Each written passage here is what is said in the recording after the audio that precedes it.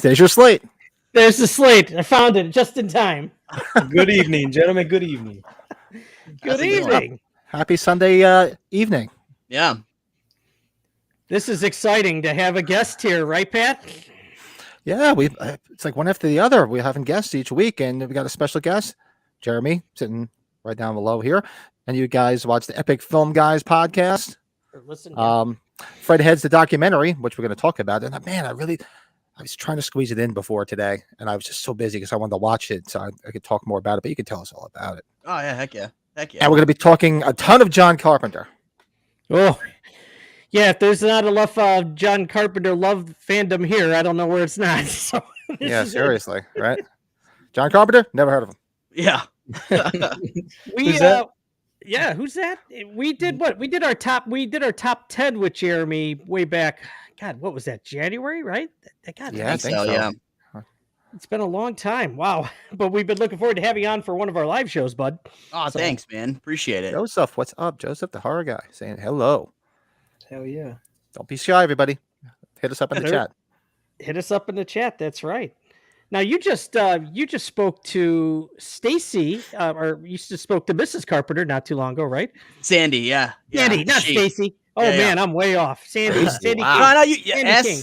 You were close. What kind of fan am I? Samsonite. Would you shut the fuck up? Yeah, we had Sandy on the podcast and talked about her career. I mean, she's had an amazing career herself. She's worked with a lot of incredible filmmakers, and one of the things, she's had such a great career. And like, I love the comic books that she produces. I'm an avid, purchaser of those. And so one of the things that Justin, my co-host, and I had discussed was, we were like, yes, like a lot of her filmography is rooted in John Carpenter films, but like, we made a conscious effort to not like make the whole conversation John Carpenter centric, because it's like, dude, she's had her own amazing career. So it's like, let's talk about all that stuff, man. And like, one thing that I really wanted to talk with her about, but like time was just going in the conversation, and was like, all right, don't want to keep her for too long. I wanted to talk about John Carpenter's Vampires 2, Los Muertos. John Bon Jovi, dude. I was like, man, I just want to like talk to her about the fact that Eddie Winslow was in a vampire movie where he gets turned into a vampire from a vampire sucking his dick, and I'm like, because that's how he gets turned, and I'm like, I just wanted to talk. Maybe that's about how it happens. Who knows? Yeah. Hey, it's not outside of the realm of possible. Did you ever see, what was it, Triumph the Insult Comic Dog, when Conan had that dog on? Do you remember when they met up with John Bon Jovi? And he says, you starred in Vampires Los Muertos. Finally, something that allows you to suck. Triumph, I missed that dog, but anyway. I met him. I met the Triumph guy. Yeah. Robert Schmiegel is his name. I went to the Kennedy Center. I think that was like January. They were honoring Adam Sandler, so I just hung out. I got to meet Ben Stiller, Steve Buscemi. Nice. But Robert Schmiegel was there, and so got a picture with him as well. He was super nice. Yeah, I did see that. You got lucky with that one, bud. That was some good stuff at that show. Dude, man, it was an all day thing, but it was super cool. And the person who I was kind of expecting to not be cool was Steve Buscemi. I heard he's really intense, and he was definitely very intense, but he accommodated everybody. He signed and took pictures with everybody, which was cool. That's cool, man. That's real cool. Yeah, it wasn't like, didn't Jennifer Aniston show up, but she went in a different entrance or something like that? Or I remember you guys commenting about it in the group. Yeah, I was like, okay. So Jennifer Aniston, she was like, oh, dude, I don't want to be anywhere near people who aren't a bajillionaire. So like, bring me in a secret entrance so I don't have to see the mouth breathing normal people. And so we breathing normal people. we never saw her. I mean, we saw her like inside through the glass like of the Kennedy Center. It's like, oh shit, there's Jennifer Aniston.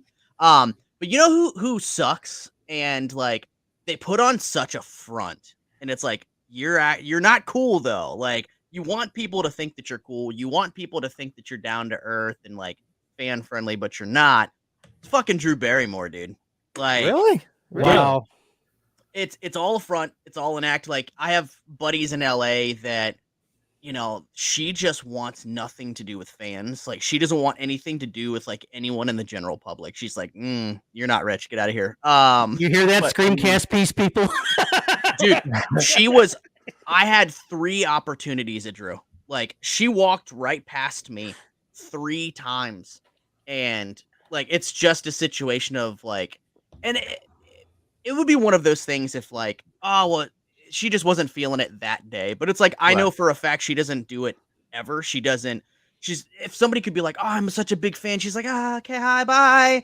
She like, you know, beelines it. But, you know, she walked past me 3 times. And at one point, like, dude, she actually engaged with me because I had my buddy's Scream Laserdisc.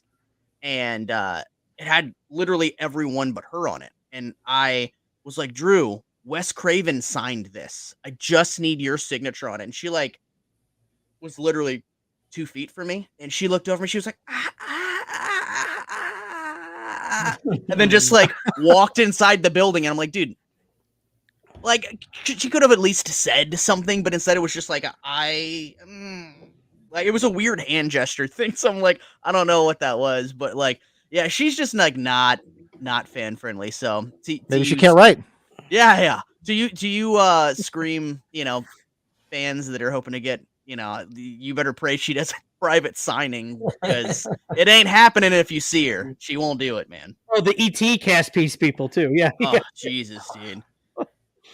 Yeah, it's so funny though because like a week later I saw a thing on like Facebook, one of the reels where like someone was in the audience of like her, you know, her show being filmed, and they were like crying, and she was like, "What's wrong?" She was like, and the person was like, "I'm just such a big fan of you," and she went over and like was like hugging the person in the audience. It's because the cameras were there. I bet you she burned the clothes that she was wearing. She was like, this touched normal people.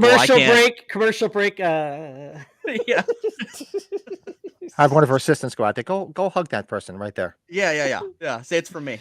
So yeah. Anyways, that's my song and dance on that. She didn't do like the Big Earn McCracken, right? You mind wiping that shit off the next time you come back?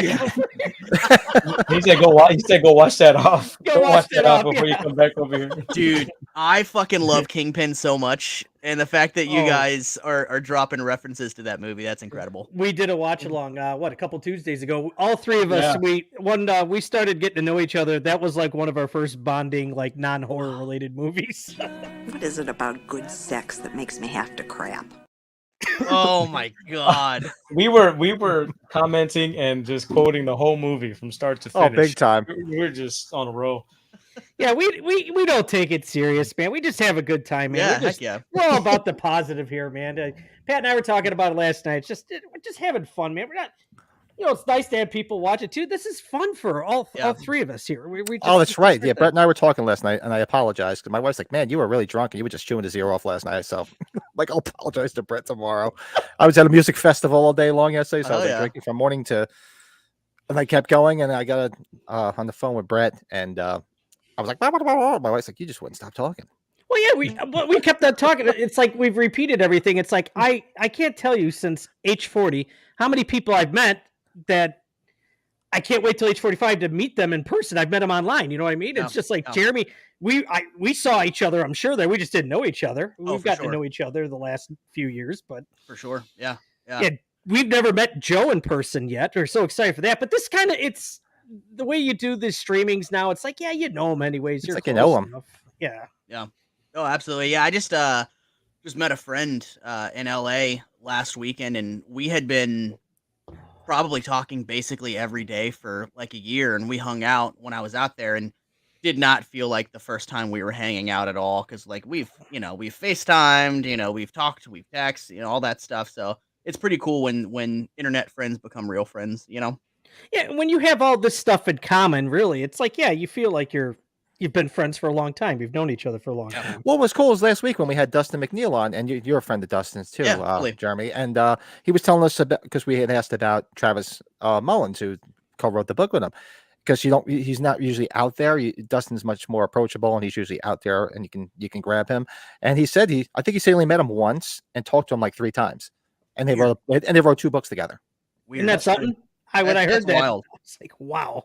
Yeah, that's wild. That is crazy, man. And do you have all those books, Jeremy? I do. Yeah. I'm on a shelf right in front of me. Yeah. Oh, yeah, those books are just great. I gotta get my hands on the other ones though, because they do sound interesting. The Phantasm one and the Chucky one. I have I've read his Phantasm one front to back. I had Angus Scrimm sign it. I think it was like 2015 or 2016, whatever it was. But yeah, it was a great book. That's cool. That Sarah Connor figure behind you, is that an autographed figure or no? It is, yeah. The Arnold one is too, man. The this guy. Oh, that's awesome. Yeah. That's awesome. It's the Arnold one is made out to Dave, but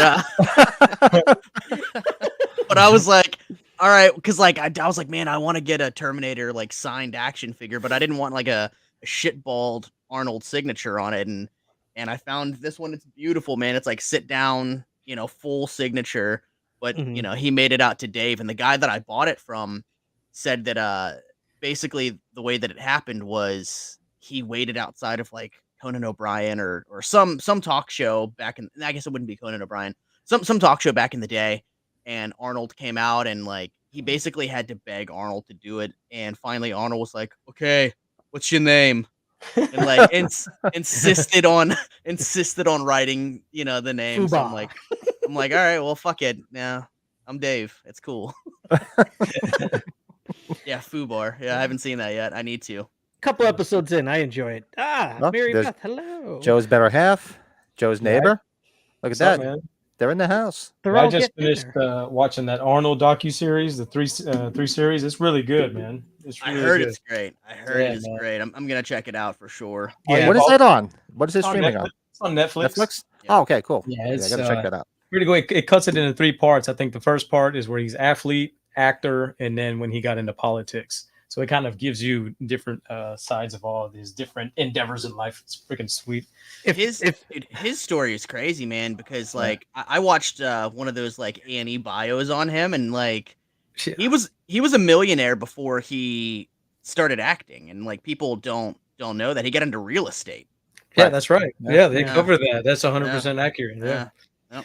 That's true. He's like, he was so ambitious. Like he literally was that visualization. Like he visualized it and he did it. Everything he achieved, he visualized it and he achieved it. And he said the mind's a powerful thing. He's like, he came from a little town in Austria and now, he did all these amazing things. He had 3 careers, man. He's already on his 4th act, honestly. Yeah, no shit. Yeah. Pumping Iron did wonders for him. Yeah. Yes, it did. Yeah. His first couple of films were so horrible, but he didn't let that deter him. He couldn't speak the language. His acting was trash, but he still stayed at it. And look what he became. It's amazing. Hercules in New York, man. Dude. Oh my God. I thought the discus. The discus. Dude, that was good, man. The discus. Dude, he's got good. There's some movies that, like, a lot of people don't like Last Action Hero. I think Last Action Hero is hilarious. It is. Yeah. Dude, it got a lot of shit, but for all the 90s kids, bro, I fucking love the Last Action Hero, man. Dude, God, when he ghost rides that car, or like he's chick with that car, that really hurts. So good, Classic. Oh, it's good stuff. Oh man. So if you want, let me see, where is my thing here? So we could definitely talk some Carpenter, but I really want to know about this. FredHeads documentary. You want to tell everybody about it? Yeah, for sure. So it was the conception of my good friends Kim and Paige. The way that it basically came about is we several years ago, like probably 6 years ago now or so, they came over to my house, and I have all this Freddy stuff, and they were like, Paige said, hey, is it cool like if I put you in front of a camera and you talk about Elm Street? And I was like, yeah, well, like for sure, but like what is it? She goes, I'm thinking about doing something with Nightmare on Elm Street fandom. And I was like, yeah, totally. So we did it, and she went off and she was like, oh, this is great.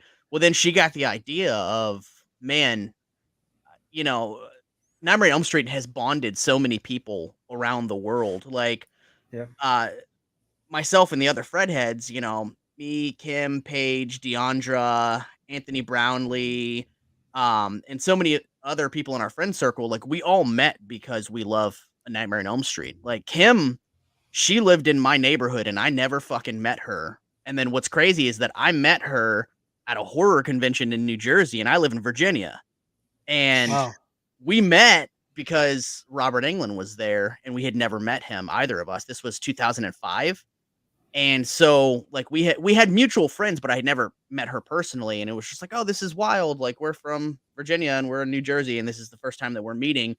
And we've been friends ever since. And so Paige wanted to create a documentary that showed how A Nightmare on Elm Street changed people's lives, like how it impacted them. It empowered them to overcome obstacles, you know, people relating to these characters and finding, you know, their soulmates and best friends and overcoming things in their lives because of this franchise. And it was a long road, man. It took us about 5 years to make. And I got to be completely honest that by the end of it, I was burned out, just like Freddie, man. I was like, because we had talked about Freddie so much, we had traveled to so many conventions and different things that, like, finally by the end of it, I was like, Freddie, I love you, but I'm gonna need to take a break from you for a little bit. So, but it's cool because, like, now that the film is done and we've gone out there, you know, like I got interviewed by Kevin McCarthy. I don't know if you guys know who that is, on Fox News, but he covers like movies for Fox, like in general. So we got to go on, myself and Paige got to go on, you know, Fox and talk about the documentary and stuff like that. And it's really exciting. It was #1 on Amazon for 5 weeks in a row for documentaries, and people are really enjoying it, and people are relating to it big time. You know, we keep seeing video reviews of people saying how much the film touched them and how they relate to us and have similar stories to us, and how emotional it was for them to watch it. And it's, you know, I got to say that it's kind of, sometimes it's hard to see what something is going to be when you're in the middle of it, right? So, you know, Paige is the one that had the vision and everything. And we were filming it, and I'm like, and people would say, like, what do you think? How do you think it's going to be good? And I'm like, I trust her. So I trust that, yes, it's going to be good, but you really don't know. When I saw the first cut of it, I was like, yeah, it's good. But it needed trimmed a little bit, you know, and it's unbelievable what an edit can do for a film, because when she went back and she did a touch up and a polish and a re-edit, and I saw it again, like, man, the movie's awesome. Like, it's great. You know, we had our premiere at Horror Hound, and then we've played Alamo Draft House and some other places, and it's been a wild ride, and it's cool that it's out there and people are enjoying it, man. That's cool. Nice. Man. Cool. And you can purchase it on Amazon, correct? Yeah, you can get it on Amazon. I think it's on iTunes. Let me see, what's today's date? Yeah, because probably one night this week. I'm gonna carve out some time. Yeah, direct download, or you can get the physical copy. Yeah, that's the physical copy too. Well, I was just looking. We're gonna be on Tubi on June 25th as well. Wow. So, yeah, it's coming to Tubi, which is cool. Tubi's like my favorite streaming app. You know, I subscribe to Shudder, and I'm like, man, Tubi's free and it's way fucking better. It's way better. Isn't that something? Yeah. Wow. We've been using that a lot lately to watch everything. Honestly, it's awesome, man. Like 9 out of 10 times, I'm like, I wonder if this is on Tubi, and like it'll be some obscure shit. Yeah, there it is. Like, if you want to see. I got a question. So what is the criteria? Because I consider myself a big Freddy fan. What does it take to be a Fred head? What does it take? Just loving the franchise, you know, not wavering from it. Yeah.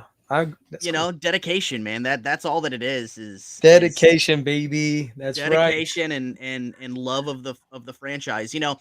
And I feel like some people were not sure what we were doing exactly in the beginning of it, because they're like, well, that documentary that they made, Don't Fall Asleep, that's what it was called, right? Or Never Sleep Again? Or Never Sleep Again. Never Sleep Again, which is fucking amazing. People are very like, good. oh, they're like that. So you're making another movie like that? I'm like, well, no, not really, because it's not about the actors in the films. It's not about the making of the films. It's just about how these films impacted people, you know? Yes. So it was great. And, you know, we do have, some people within the franchise that are in the film.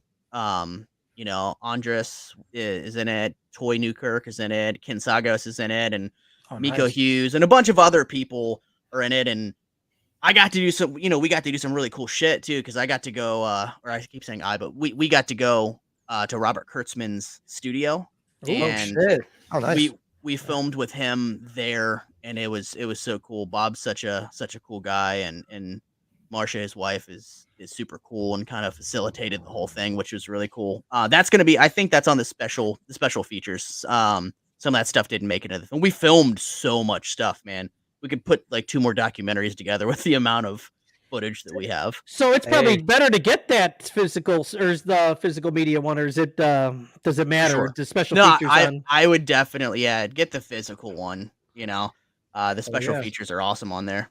Are you down that the physical media is slowly but surely going away? Do you still like the physical media? We do, or at least I do. love it. It pisses me off. Yeah, I'm guilty, man, of like the past probably 2 years. I've slowed down so much on buying stuff, but that's because like I literally have like no more space for like I have these huge boxes in my garage of thousands of DVDs, man, because I was a super hardcore collector of physical media, and like it just got to the point where it's like I would rather display cool memorabilia than like DVDs.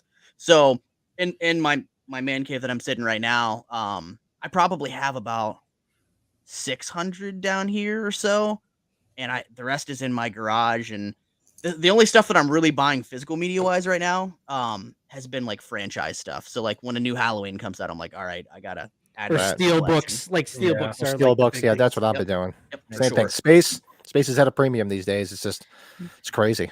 Now, FredHeads. So what do they call the Halloween fans? Are we Halloweenies or no? Is that kind of weird? There's actually a podcast called The Halloweenies. I follow it. That's why I'm like, maybe I shouldn't say that. Halloweenies. Halloweenies, you freaking weenie. We gotta be like, it's gotta be something with Michael's name, because you got Fred. Fredhead, so Shapies. Yeah, the Shapies. The Shapies. Not think of something good. Not the Coupe de Villes or anything like that. Deep cut. Yeah, we're getting there in the deep cut. Oh my god. Yeah, Halloweenies. You guys are a bunch of Halloweenies. If it wasn't a podcast, I think I listen to that podcast periodically, but that's funny. That's a good chit right there, my friends. That's good chit. Class A chit. We'll work on it. We'll work on it, guys. How about that? We'll work on it. Sounds like an STD. It got that Halloweeny, man. Got that Halloweeny. Burns when I pee, man. Burns when I pee.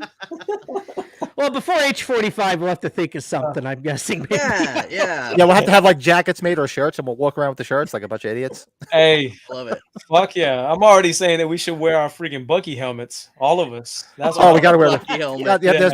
There's my Bucky helmet right here. I see it. I see it. Yeah, I'll have to create one. You guys got yours already. That was the one show I think I was later. It wasn't on. Yeah, we're going to be lobbying for a Bucky figure. We're waiting for it. Trick or treat student. That Halloween shit with me.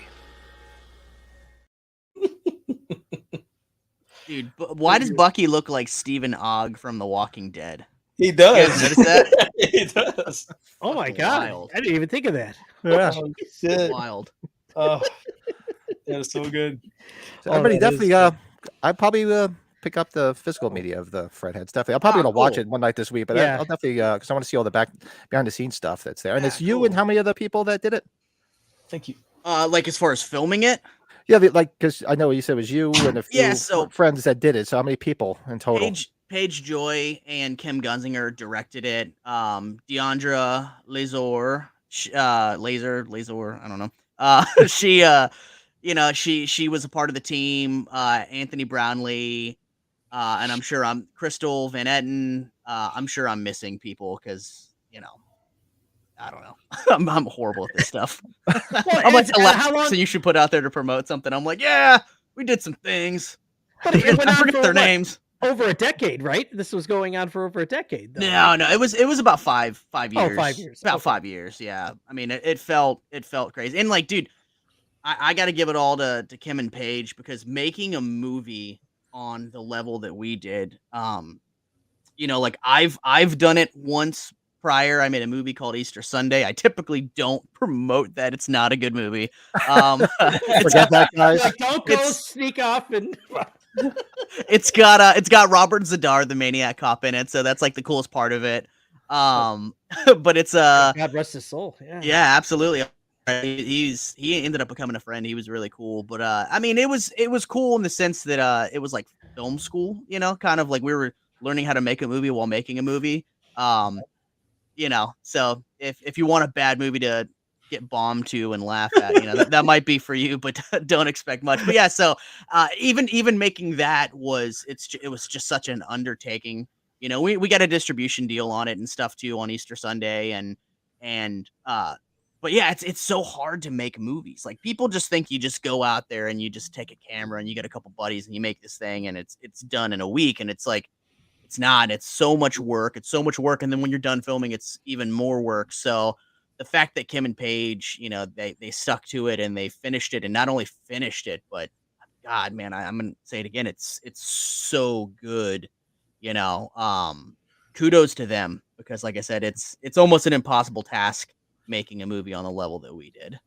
Man, well, kudos to you guys, man. I love the fact that, you know, y'all stayed with it, and you give some insight to us. I'll consider myself a huge fan of that franchise, so it's good to see, you know, and maybe we can relate. I'm sure we're gonna relate, because it's relatable. It's relatable content. I'm sure we're gonna all be able to relate. So that's so cool, man. He was good in Tango and Cash. What do you guys think? Oh, well, I that's the guy with the chin, right? The chin, that big ass chin. Yeah, that's right. You're talking to some Kurt Russell, Sylvester Stallone fans here. So absolutely, absolutely. My favorite role of Robert Zadar's was Maniac Cop, though. I love Maniac Cop. Cordell. I like the second Maniac Cop too, but they're both good. Yeah, fucking masterpiece. Three, technically. Hey, whatever you say, Pee Wee. Pee Wee. Hey, Tom Atkins, man, you gotta remember Tom Atkins. Tom Atkins, yes. Mm-hmm. We love our Atkins. Love our Dr. Chalice. Oh, hell yeah. I'm on that Atkins diet. Wait. The Atkins diet. Yeah. Just drinking beer and fucking other people's moms. That's the Atkins diet. Yeah. I'm on the Atkins diet, baby. I'm eating bitches. Oh my god. Oh my God. Hey, Colin? What's up, Colin Moody? Colin Moody is here. Somebody. Could he be by now? Oh God, it's right. It's 5 hour difference, so it's 1:31 over there in Ireland. And Colin will be joining us next week. He'll be sitting in on the podcast with us. Hell yeah. And I'll be doing a watch along. Is it that following Tuesday? Yeah, that's Amityville 2, the Tommy Lee Wallace Amityville. Oh, the 27th, the week after he's on. We'll be doing Amityville 2 watch along with Colin. Awesome. I got a handful of things to catch up and watch. I know. Do your homework. Yeah. Gotta do the homework. Yeah. Gotta get no sleep. I have to do all this stuff late at night. That's why I don't sleep. I like that that thing cup you have, man. Did you finally get one? I was messaging you left and right. Dude, I still never grabbed one. It was something that I should have grabbed, man. That looks fucking great. Oh yeah. Fright rags, dude. They kick ass. They kick ass. They really do. Man, they need to put that like on the silhouette of like a Starbucks cup, like the circle. Imagine that. That's a good idea. Oh, dude, that is a good idea. That'd be cool, man. That's badass. Blake said he just ate 4 ribeyes. He's living like Brett. Oh, that's right. I saw you guys on your podcast the other night. You said you're doing a water fast. Well, yeah, I'll be doing that on Thursday. This coming Friday, I have to go for a colonoscopy, so I'll be like I'll be hugging the bowl all day Thursday. Oh yeah, I'm looking forward to that this week. Oh my God, the fucking prep is horrible, man. The prep is horrible. Oh boy, don't get old. Okay, well. Awesome, yeah, Thanks, pick it up. Colin. I'm gonna pick it up too. Yeah, it definitely looks super cool. I want to check out absolutely behind the scenes stuff too. You guys want to talk some Carpenter? Oh, always, yeah. Who's that? Doesn't stop. And we got we're gonna do our review of Assault on Precinct 13, and I had fun rewatching it the other night. I'm like, I gotta rewatch it. It's been a minute since I watched it. What a great movie! And our top 5 Carpenter soundtracks. Sweet. Yeah. Oh, no problem, Colin. If you're heading off to sleep, have a good night, because I know it's late over there. Colin. If not, hang out as late as you can. Hell yeah. You always turn on, like, I had Assault on Precinct 13 on Thursday night, and of course my wife will hear the bass because that bass in that movie. You know, Oh yeah. I mean, I don't know. I don't know about y'all. No. I don't know about y'all, but I like the remake better. I'm just saying. No, I'm just Shots playing. fired. Oh, Joe, Joe, I'm you just did playing. that so serious. I got scared. I'm just playing. I know. I was just like, As much as I love whoa. Excuse me while I whip this out. As much as I love Lawrence Fishburne, hail to the no. Hail to the no. And Ethan Hawke, man, that was, I mean, strong cast. I mean, it's got to be crazy to be John Carpenter, where like a huge portion of his filmography has been reimagined, whatever. True. You know? Yeah. Some decently and some horrifically, like The Fog. You know, Oh, you know Worst. It's what's the worst one. Yeah, what I find that was the interesting is worst the fact that whenever it initially released back then, it wasn't well received as much, and now it took time for it to get its respect and props. But when you get these remakes, it don't matter how long you wait, it's still shit. It doesn't matter. Yeah. So that's the difference between his artistry. Hey, is that just look people at need time to understand it. just like in Christine, you can't polish a turd. That's right. Can't. So I mean, his movies only get more popular with time. Even a film like Escape from L.A. that initially wasn't well loved because people were like, Escape from New York was so much better. Even that has garnered such a huge following lately, where people are like super coming around to it. They're like, that was a fun fucking movie. I really dig Escape from L.A. So I'm glad to see that that's finally getting its due. Jeremy, we did our best cast ensembles, and I was almost thinking about having that because he casted that movie really well with some people. The second one. And I think the only thing that doesn't hold up, maybe the movie said CGI, but besides that, everything else, I really enjoy it still too. Yeah. I liked it when it first came out too. Just not as good as the first, obviously. But I'm curious what they're doing with the new one because they're saying that it is not a remake. Radio Silence that did the new Scream movies it's a reimagining. They said that they were like, look, we're looking to get Kurt Russell in this, which is so funny because I went to a wine bottle signing with Kurt Russell back in I think it was October, and my podcast co-host Justin from here's my plug, ready, from our podcast Epic Film Guys. Epic Film Guys. Sorry, we hadn't said it yet, damn it. No, I think we did, but I'm plugging it again. So Justin, I got to watch him walk up and get his wine bottle signed by Kurt, and he asked him, he goes, would you ever consider coming back to the role of Snake Plissken? And Kurt laughed and he goes, Snake is a certain age and look and build, and I'm just not that guy anymore, so no, I think my time playing Snake has come to an end. And then literally a few months later, it was announced that they're making a new one and that Kurt is being eyed to return. So I wonder if he knew then that something was happening and was just kind of playing coy, or maybe it popped up afterwards. I don't know, but it was pretty interesting.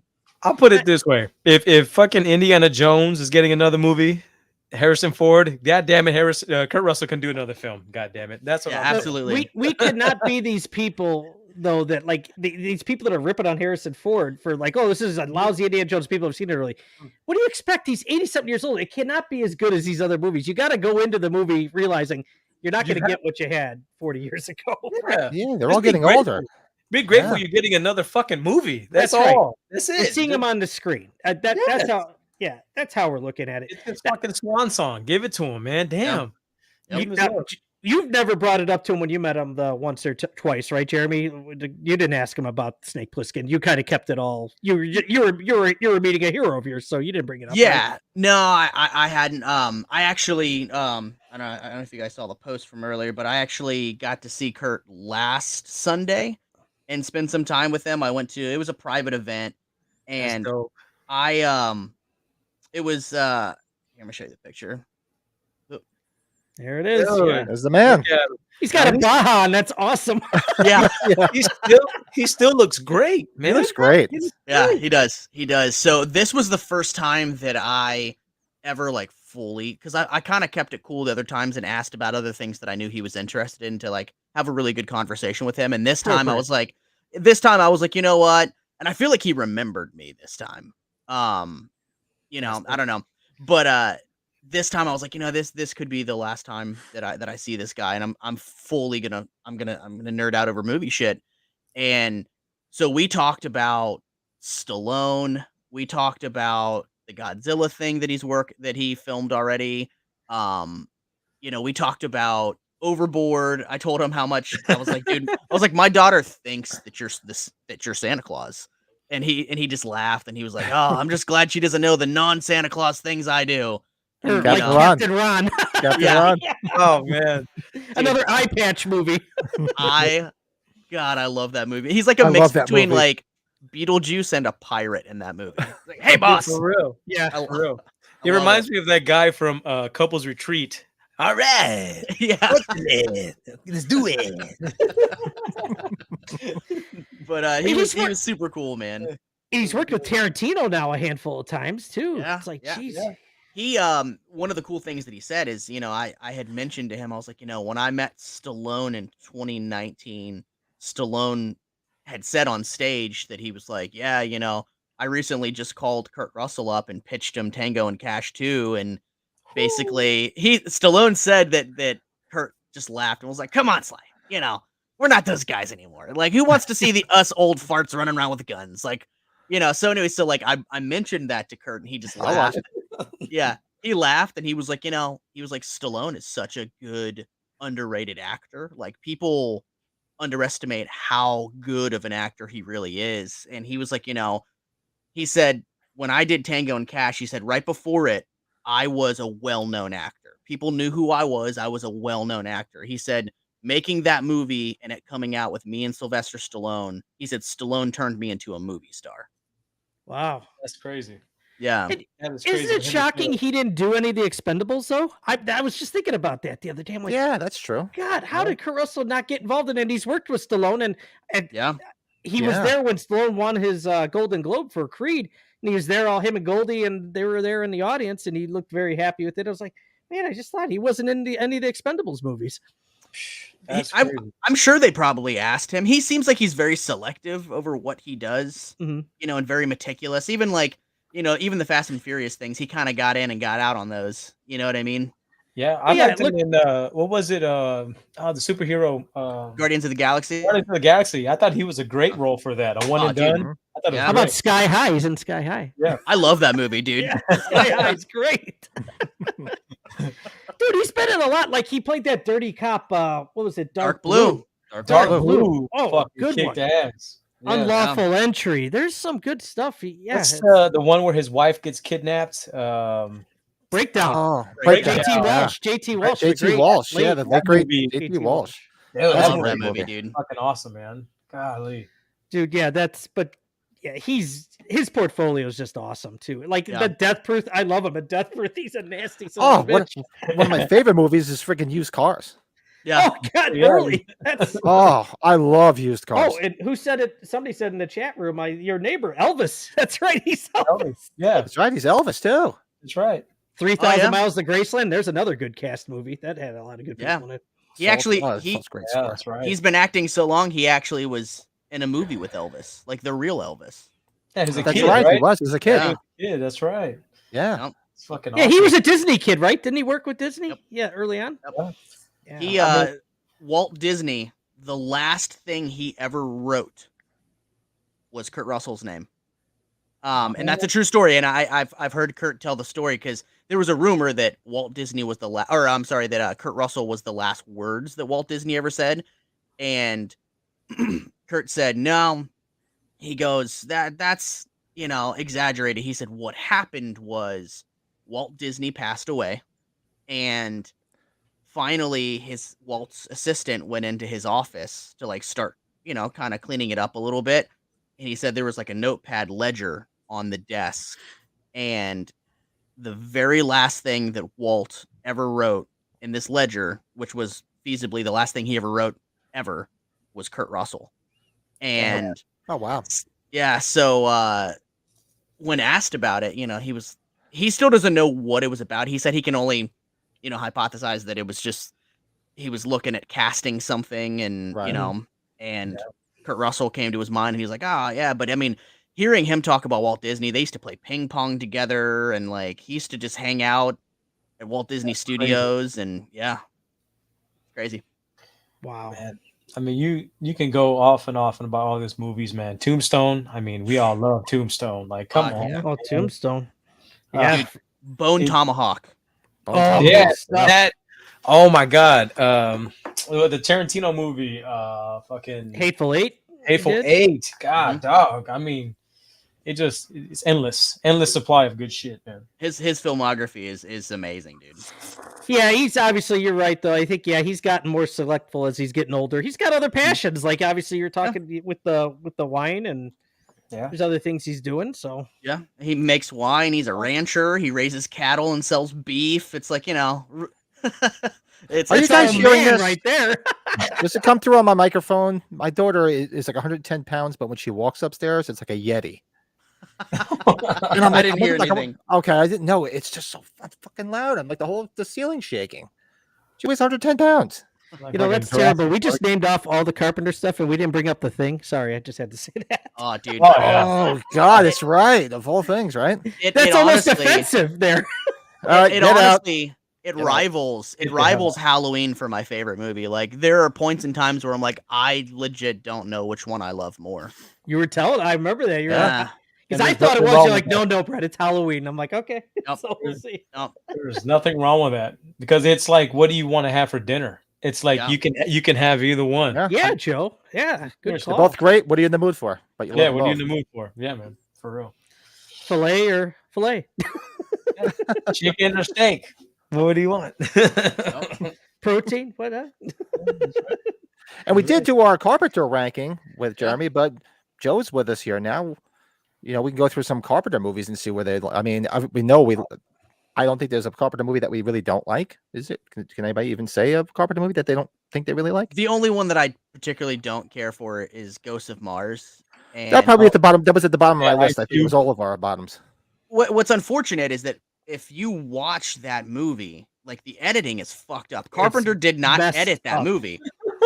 I feel like he filmed a good movie, and the person that edited the movie together fucked it up to the point where why did they put the end of the movie in the beginning, letting you know that this one character lives? It's like, dude, it takes the element of danger out when you do that. And then, like, the editing was just so fucked up. So I'm like, dude, there's been times where I'm like, I might re-edit this movie just to show that he made a good movie. Like, this is a good movie. It's just Tarantino fucked up editing. Yeah, man. Did you ever hear Chris Nelson on Thing with Two Heads talking about on the set of that movie trying to have John Carpenter sign his stuff? John Carpenter left it in the trailer, and then he kept on asking for it back, and they're getting towards the end, and then he personalized them. And if you go on Christopher Nelson's Instagram, it should be on there. On his Halloween Laserdisc, he put "Leave Me Alone" and signed it. That's right. I forgot about that story. Leave me alone. That is great. That's pure John Carpenter, right there. John Carpenter. Leave me alone. Yeah, he's like, hey, where's my Laserdisc? You said you were gonna. If you look up the word curmudgeon, there's his picture next to it. Oh my God, man. That's funny as shit. Oh, it's good I'll stuff. tell you, we got to see him at Frightmare up in Dallas a couple weeks back. And it was, dude, all the photo ops, bro. He's like, eyes are closed. Fucking, he's like so not interested. Like, the girls, he puts his arm on them. The guys, he just has their arm down. Like, he's like, fuck this shit. He's like, he fucking hate it. When we were going into the signing, bro, he don't talk to you. None of that. You guys know. Basketball and video games. Bro, You'll get Talk basketball. That's it. Just talk basketball or video games with him. Bro, it was funny because when we were in line, Felissa Rose showed up, and then the guy who played Doofy, what's that guy's name? Dave Sheridan. Dave Sheridan. Yeah. So they cut in line, right? And Dave Sheridan is like, hey, excuse me, Mr. Carpenter. This is Felissa Rose. She's been in some movies, and I'm the guy who was in the Scream movie and all this stuff. And we're all like, no, you weren't. I was like, in my mind, I'm like, no, you weren't. Scary movie, right? And John Carpenter, he's like this. Yeah. Okay. He's like, all right, okay. Yeah. So they cut and they bring like two other guys. They ask him to sign shit, like not pay. Like they're just celebrities wanting shit to be signed for free. Meanwhile, Felissa Rose is crying, right? Oh my God, I love you. And Sheridan is like, she loves you. And John is just the whole time like this. Oh my god, dude. Do That you want me sounds to so awkward. He's like, you want me to sign this? Yes or no? Yeah, yes or no. And then they wouldn't answer. And then he was like, that a yes just goes a long ways with me. Sign it. There you go. Like he was so not interested in those people, man. I was like, yeah, if he's doing that to a celebrity, he can give a fuck about us people. No. He's an introvert, maybe. I don't know. Yeah, he's like, awesome. I love it though. I love it. Imagine being that dude Dave Sheridan, and I'm not throwing shade, but like imagine like your whole shtick in life is like dressing up as a character that you played in the early 2000s and having to cross your fucking eyes and do a salute in every single picture. He's like I heard he's not fucking cool either. That like he's one of those dudes that will change up the price of how much he wants to charge you for his autograph, depending on the price and different things like that. Price. I've never said probably. Yeah, I've never had any interest in meeting him, but I've seen videos and heard people be like, oh man, like he looked at my poster and was like, oh, you got a lot of signatures on here, so instead of me charging 40, it's gonna be 65. Oh, that's bullshit. And like, really, that's douche. And I'll tell you what, he follows Felissa Rose around like a puppy dog. I love Felissa Rose for who she is as a person and the film. I love that movie. She's great, man. I love that movie, yeah. But it's like for whatever reason she befriended this guy and he's fucking everywhere, bro. Like he's everywhere with her. They're dude. always like, together on Instagram. They're always together. Every man. convention they're together. Yeah. Like, dude, there goes your fucking leech. God. Just imagine having to be doofy every day of your life to make money. Like, fuck that. Every announcement for like a con or whatever, he'll be like, and Dave Sheridan. And it was like, what, they just add him on for pity? Like, what the fuck? Yeah. Like, I don't understand. Like fuck this guy. He always has a mullet in his stuff too, doesn't he? I got a funny ass story for you real quick. So last weekend at Monster Palooza, I'm getting the most obscure thing ever signed from Kane Hodder. Like I'm a big Ghoulies fan. Oh, I love Ghoulies. Love Ghoulies, dude. So I'm like, you know what? Like I want to get a Ghoulies 3 poster signed, but like they don't like the posters don't even exist. So like I had to like basically almost like make the poster and then have it printed out 24 by 36 size. And so like I'm first in line for him on Saturday and he unrolls the poster and he's like, fucking Ghoulies, are you kidding me? He was like, you want to pay money for me to sign this? And I was like, dude, I love the Ghoulies. He was like, this is seriously the first Ghoulies poster I've ever signed. No shit. Yeah, he was like, this is the first one ever. And he's like, cool, like I'll sign it, whatever. So, you know, I use the Deco paint pens, you know, so I go to hand him the paint pen. I'd already taken the cap off. He knew the cap was off. So he's talking to me and he's like, I can't believe the first thing I'm signing today is a fucking Ghoulies poster. And he goes and shakes the pen. Meanwhile, paint is like flies up from the pen and just fucking bukakis his face in silver Deco paint pen. And dude, I went like this. I went, there's all these silver spackles all over his face. And I wasn't going to say anything because I was like, oh shit. He's like, where do you want me to sign it? I was like, right here. And dude, his handler went, Kane, you just got fucking paint all over your face, bro.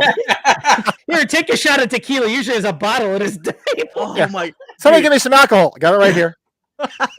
So he goes, oh, you're fucking piece of shit pen. I was like, Kane, you're not supposed to shake it with the cap off. You shouldn't even shake it anyways. So he grabbed some tissues and it was like the moment in the movie The Jerk with Steve Martin where the corn keeps moving around his face. So he kept wiping it and it just kept moving in different places on his face. So finally he like wiped off as much as he possibly could and he threw the fucking shit at me and goes, no, put that on eBay, bitch. That sounds like Kane Hodder. That sounds like Kane Hodder. It was fucking hilarious. I'm like, dude, he was covered in my paint pen.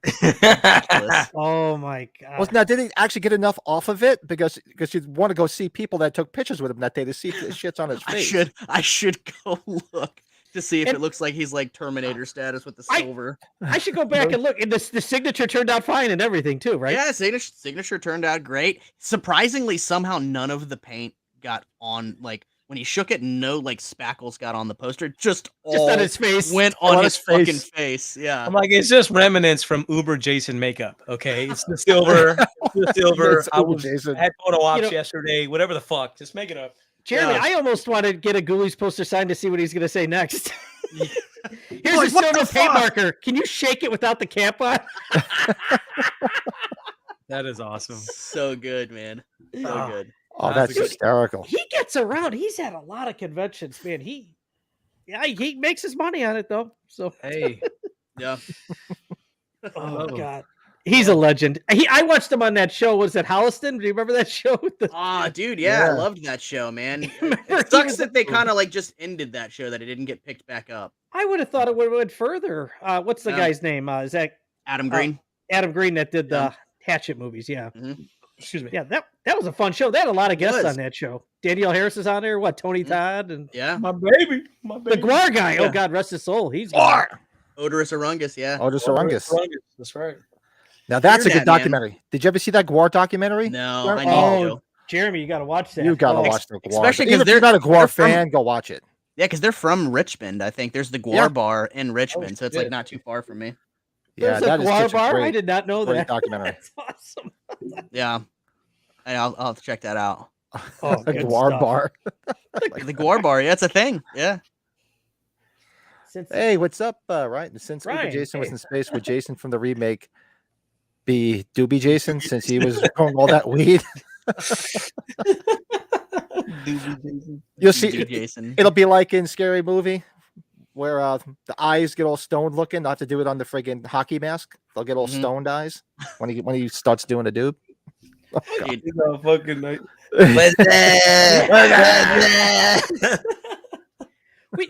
That's a good question, Jeremy. Do you like the 2009 Friday the 13th? It seems to grow on us here. I do. I wish my one wish is that like I wish it wasn't almost like a remake, because like I feel like, you know, with today's trend, how it's like, oh, we'll just do a years later sequel. It would have been cool to have that exact movie, but like years later sequel where you don't have to like, oh, well, here's him finding the mask for the first time and shit like that. It would have just been cool to like, fuck yeah. I mean, it's kind of like Superman, right? Everybody knows Superman's backstory and Batman's backstory. You don't need to retell it again. Like just because we're getting a new thing doesn't mean you need to like retell it. So it's like, it would have been cool if it started and it was just like, dude, he's this fucking dude that wears a hockey mask that kills people in the woods. There you go. Yeah. That's it. Or the Sackhead. Sackhead's awesome. I love Sackhead. R2 is my favorite in the series, man. That's my favorite. I love it. I think it's up there with a lot of us. Yeah. I think I'm 4 and then 2, I think is where I go. 4, 2, or 3. I love. We're all about the sack. Oh yeah. Yeah. Good stuff. Let's say we can move stuff around. You guys want to do? We'll do a quick movie review. Let's do our movie review of Assault on Precinct 13. See what everybody thinks. Yeah. Hold on. We have our little fancy little intro. What the hell is it? I don't know what my shit is tonight. I'm reenacting it for you. There you go.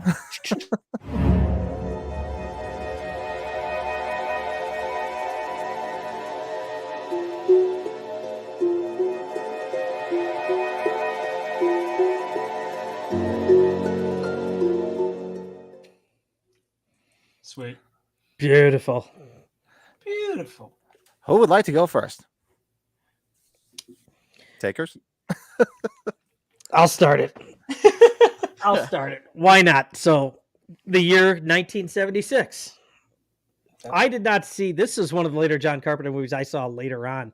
Because God, it must have been sometime in the late 90s I saw it for the first time. But this movie is incredibly underrated, first of all. I wish it would have gotten more popular. It's growing on popularity. None of Carpenter's movies seem to really make the big bucks here, right? They seem to always get popular as the years go on, which is all fine, Danny. But this movie has a great cast. Austin Stoker as Bishop. I really wish this guy would have done a lot more in this type of genre. We just didn't see him as much. And we got other great actors in here. You know, Tony Burton. And what I love so much about Tony Burton is, we've talked about this before, this is the same year that Rocky came out. So Tony Burton in this movie and then Rocky in the same, actual year. Oh, it can't go wrong. And was it Darwin Jostin? Is that how we pronounce it, right? That plays Napoleon? I think it's Napoleon. Darwin. Yeah. You know, Carpenter's got a great way, like with Snake Plissken. He has the great he does great with anti-heroes. And this guy is another example of the great anti-hero. I think we can all admit the big thing here when you first see this is what happens to the girl with the ice cream truck. Oh yeah, that just comes at you like, whoa, did that just happen? Out of nowhere. And I read the facts or the trivia on IMDb, stuff you don't know. And supposedly Carpenter the MPAA wanted it out and he re-edited it, not having it in there, but they still released it anyways after it. The fact, I'd assume that's true. I don't know, but great lines here. Anyone got a smoke, right? How many times does he say that? Through the whole movie. Through the whole movie. Other people in this here, we got the great Frank Doubleday, right? God rest in peace. I wish he would have been around for conventions. Oh man, he's Romero in Escape from New York, another guy that Carpenter's used a couple times. Just a little Ultimate Warrior there, right? I love him in that. And you also have the actress who played Lori Zimmer, who dropped off the face of the earth after these movies were done, and she was outstanding. It's like, she was another great. one. Where did she go? Come on, the British distributor of this movie is named Michael Myers. We all Right, forgot about famous that. movie trivia. Yeah, we've all heard about that. There's certain scenes in this movie that kind of like you're like, whoa, did that really happen? Like when the prisoner or when the gangs are coming through in the back in the cell. And remember, Lee just gets shot and she doesn't even move. She doesn't even flinch. Yeah. Right. And then, you get Napoleon out of the prison and he snaps that guy's arm. Yeah. So good. So good. And the way the movie ends, I love how, Bishop's saying, hey, the cops want to take Napoleon away. He's like, get away from him. And he wants him to walk out with him. It just it's got a great way of ending. And they're laughing at the end. I give this, if we're going to go out of 10, are we going out of 10? Yeah, do out of 10. I'm giving it 8.5 because we're all big Carpenter fans. 8.5 out of 10. Hell yeah. So if I went too long-winded and I took some stuff from you guys, I'm sorry. And this is not anything to be proud of. Starring in That girl Meatballs. is the star of Meatballs too. Yeah, Kim Richards. Oh, that movie's just a train wreck. Oh man, my wife loves Kim Richards because of all the reality. She's a reality TV star. Yes, she's in one of the Housewives shows, or Oh, she's into with Kyle, yeah. Yeah. Wow, I didn't even catch that. Yeah, okay. yeah. Dude, I'll jump in, man. I was also kind of late to the party on this one. I knew it wasn't a horror film, so even though initially I knew that this was a John Carpenter film when I was younger, it wasn't one that I sought out. Kind of like in the vein of Halloween 3 when I was a kid. I didn't want to see it because I was like, dude, Michael Myers isn't in it. I don't need it. I don't want it. And I was late to Halloween 3 because I refused to watch it. And then when when I was a teenager and I finally watched it, I was like, that movie ruled. That was great. They just shouldn't have called it Halloween 3. But exactly. So this one was one that I slept on for a little while because I was like, it's not horror. But then once I started becoming like a massive Carpenter fan, I was like, okay, well now I need to find out what this one is about. And I mean, the score is just so good, flawless, man. And I mean, dude, the score is famously for why Donald Pleasance signed on to play Dr. Loomis, because I think he said it was his daughter loves the score from it. Yeah, the musician. Yeah. And have you guys all seen John Carpenter live? I haven't seen it live. Fred has. No. Dude, him. I think this is the one that he opens the show with. I think is that the song that he opens up with, or no? One of the shows he did, but I know one show he definitely opened up with his Lost Themes music. Okay. But yeah, you're right. The first Carpenter tour, he opened up with this. I thought so. Yeah, doing Lost Themes for the second tour. Dude, so good, man. And I mean, the acting in this movie is fantastic. The stakes. I love that the famous scene with Kim Richards is. It's kind of letting the audience know, like, nobody is safe. Like, yeah. There was no problem with just offing this little girl with her ice cream cone. So no one is safe. No emotion there, right? It's just just no emotion, man. Like a shark. So, this movie's. I mean, Austin Stoker, man. This guy should have been in everything. Like, he was somebody that I got to meet at Chiller Theater several years ago, and he was just super, super fucking cool. Like, I wish I would have gotten him to sign everything. I had him sign an 11x17 poster for Assault.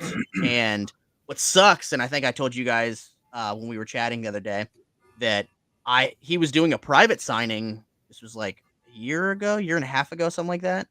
And I mailed my full-size Assault on Precinct 13 signed by John Carpenter to him, and he had it, and then he literally passed away when the poster was like in his possession.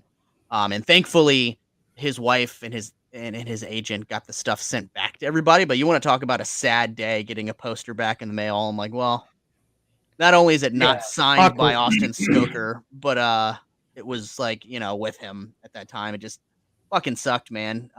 Such a great actor, but this is one that I don't revisit it as frequently as I should, but when I do, I'm always so glad that I did. Yeah. When I was in LA a while ago, I went to the filming locations for this, and dude, cool. The movie, it's just, I love the pacing of it. I like the dark tone of it, which is a sensibility that Carpenter puts in like most of his films. They're just so bleak, which I feel like that's fucking real life. Like, how often do people truly get happy endings? Not many. Shit. Yeah. So yeah, man. If I'm gonna give this any kind of rating, I would probably go solid 8, man. Sexy. Solid 8 for me. Yeah. Sexy, Good. man. And Colin's still there. He said he saw Carpenter in Dublin in 2016. He opened up with Escape from New York. Nice. Oh, nice. Here's such a moment for summer. That's cool, man. Hell That's cool. yes. That's awesome. Now, I mean, I keep mine short and sweet. I mean, for me, it's this movie. Being my age, I didn't watch this until later on in life. I was probably like mid-20s till I actually understood what this film was about, because you get all caught up in Halloween and The Thing and all those other movies that came afterwards. But this movie, man, it really kicks some ass. Like, if you really kind of look at it, kind of set the stage for a lot of future action movies and all this badass shit that happened, moving forward.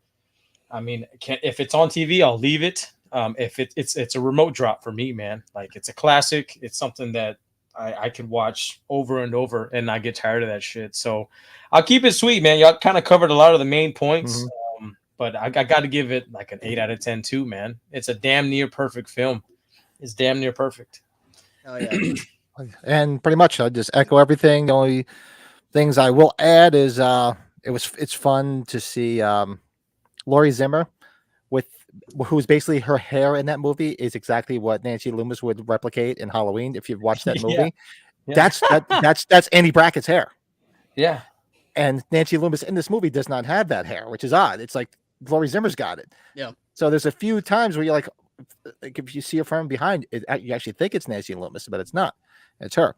But yeah, she was great. She had such beautiful eyes. The way she looked, she could have been gorgeous. A real great action movie actress. I wish she would have just kept up with it.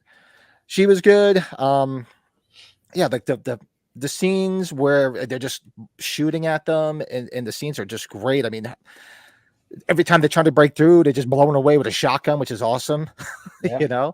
And it's just the scenes are great. The fight scenes are great. Laurie Zimmer was great. Austin Stoker, I mean, you guys pretty much nailed it. I mean, how much more can you say? He was great. I would, and of course the soundtrack, I would just have to go, I'd probably be, I watched this years ago, so I might have been a little bit earlier to the party because I'm a little bit older, and I kept hearing the stories about this movie because everybody, it's his first movie, the distributor name was Michael Myers. Of course I had to go back and make sure I watched it. And after watching it again the other night, because it's been probably a couple of years since I really watched it, honestly, and I would have to give it an 8.5 too. It's just a great movie. Like you said, the way it paces, it moves so quick. It's just right there. Yeah. That dad just flips his shit when he finds, I mean, who wouldn't? But at least he did kill the guy that killed his daughter. So at least you can say that, hey, he did. But that's actually what starts the whole siege, the goddamn siege. I gotta wonder if Carpenter, think about how this movie, how it would look 10 or 15 years later after he made other movies doing this movie. I could imagine this would be looked at as one of his best movies. I would think if he would have made it maybe like in 90 or 89. Oh yeah. Just thinking it's like, man, because he probably would have cast some people different. Obviously, I wouldn't think he'd have the same people, but just thinking if it was him doing it, I think this movie would be up there as one of his top ones if it was made a little bit later, maybe in his career. Yeah. I just thought about that now. I was like, oh man, that's probably. I'm curious how it would be if he would have done that. Ooh, If you that's a good took question. Austin Stoker in Halloween or Escape, honestly, I think, hell, flip the script in Escape and make him the Duke of New York. That would have been pretty cool.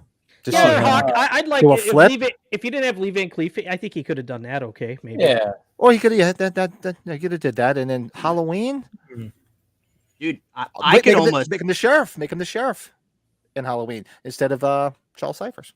I could see him being honestly, sheriff. I could see Stoker doing Dr. Loomis, man. Honestly, I think that would have been interesting. Yeah, That would be a definite change.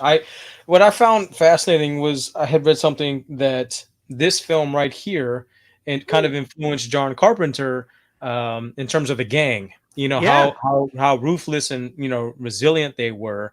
So I love the fact that you had one film influence a creator, and that film has influenced generations moving forward. It's just like, and that's kind of the inspiration as to why I wore this shirt tonight, was because everything evolves and moves forward, and it's like when something is so new and so good, your first reaction is not to like it. You're like, whoa, I don't know how to take this. But as time has shown, that this film is it's a masterpiece, dude.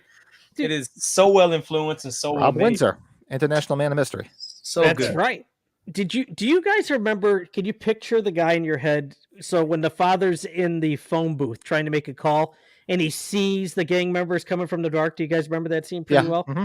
Do you remember seeing the first guy with this blue jacket and like this feather boa type of like? That's right. He Yeah. looks so bizarre. This guy, go back and watch him. Like, that jacket kicks ass, man. Fuck yeah, dude. See, Solid. Assault definitely in his top 5 Carpenter movies. First time he saw it was on TV, late night Saturday night broadcast, BBC One, back in '79. Wow, Colin. You've been fun. I saw it before me. I didn't see Halloween till 1980. That's the first year I saw it. I never found a VHS in the video stores in the 80s and 90s. I ended up renting a Laserdisc of all things in the late 90s when it came out on Laserdisc through Image Entertainment, if you remember the name of that brand. I remember that, man. That is our review.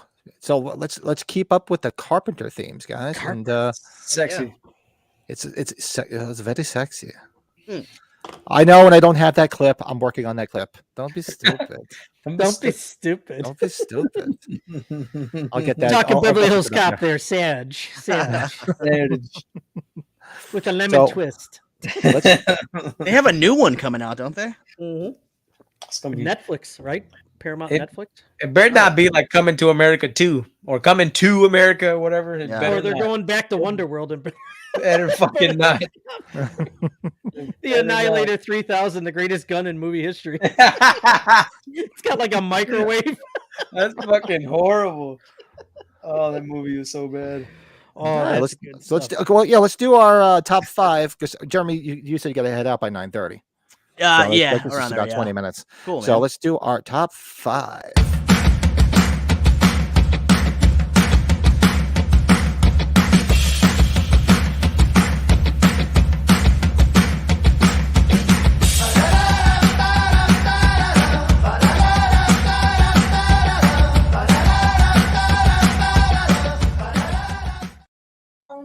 I was jamming to that hard. I was like doing the Jim Carrey. I'm running at an incredible rate, Harry. Hey, will you quit it? We're not even out of Pacoima yet. You're already starting to annoy me. That John Denver's full of shit, man. Oh God, we're going to town. Okay. All right. Well, we'll if you want to start, I'll start, and we'll go clockwise. So for me, of course, based on my background here, it's going to be a little heavy in that. So my number 5, and all his everything he's done is just amazing. So it's not as easy to whittle down to 5 as most people might think.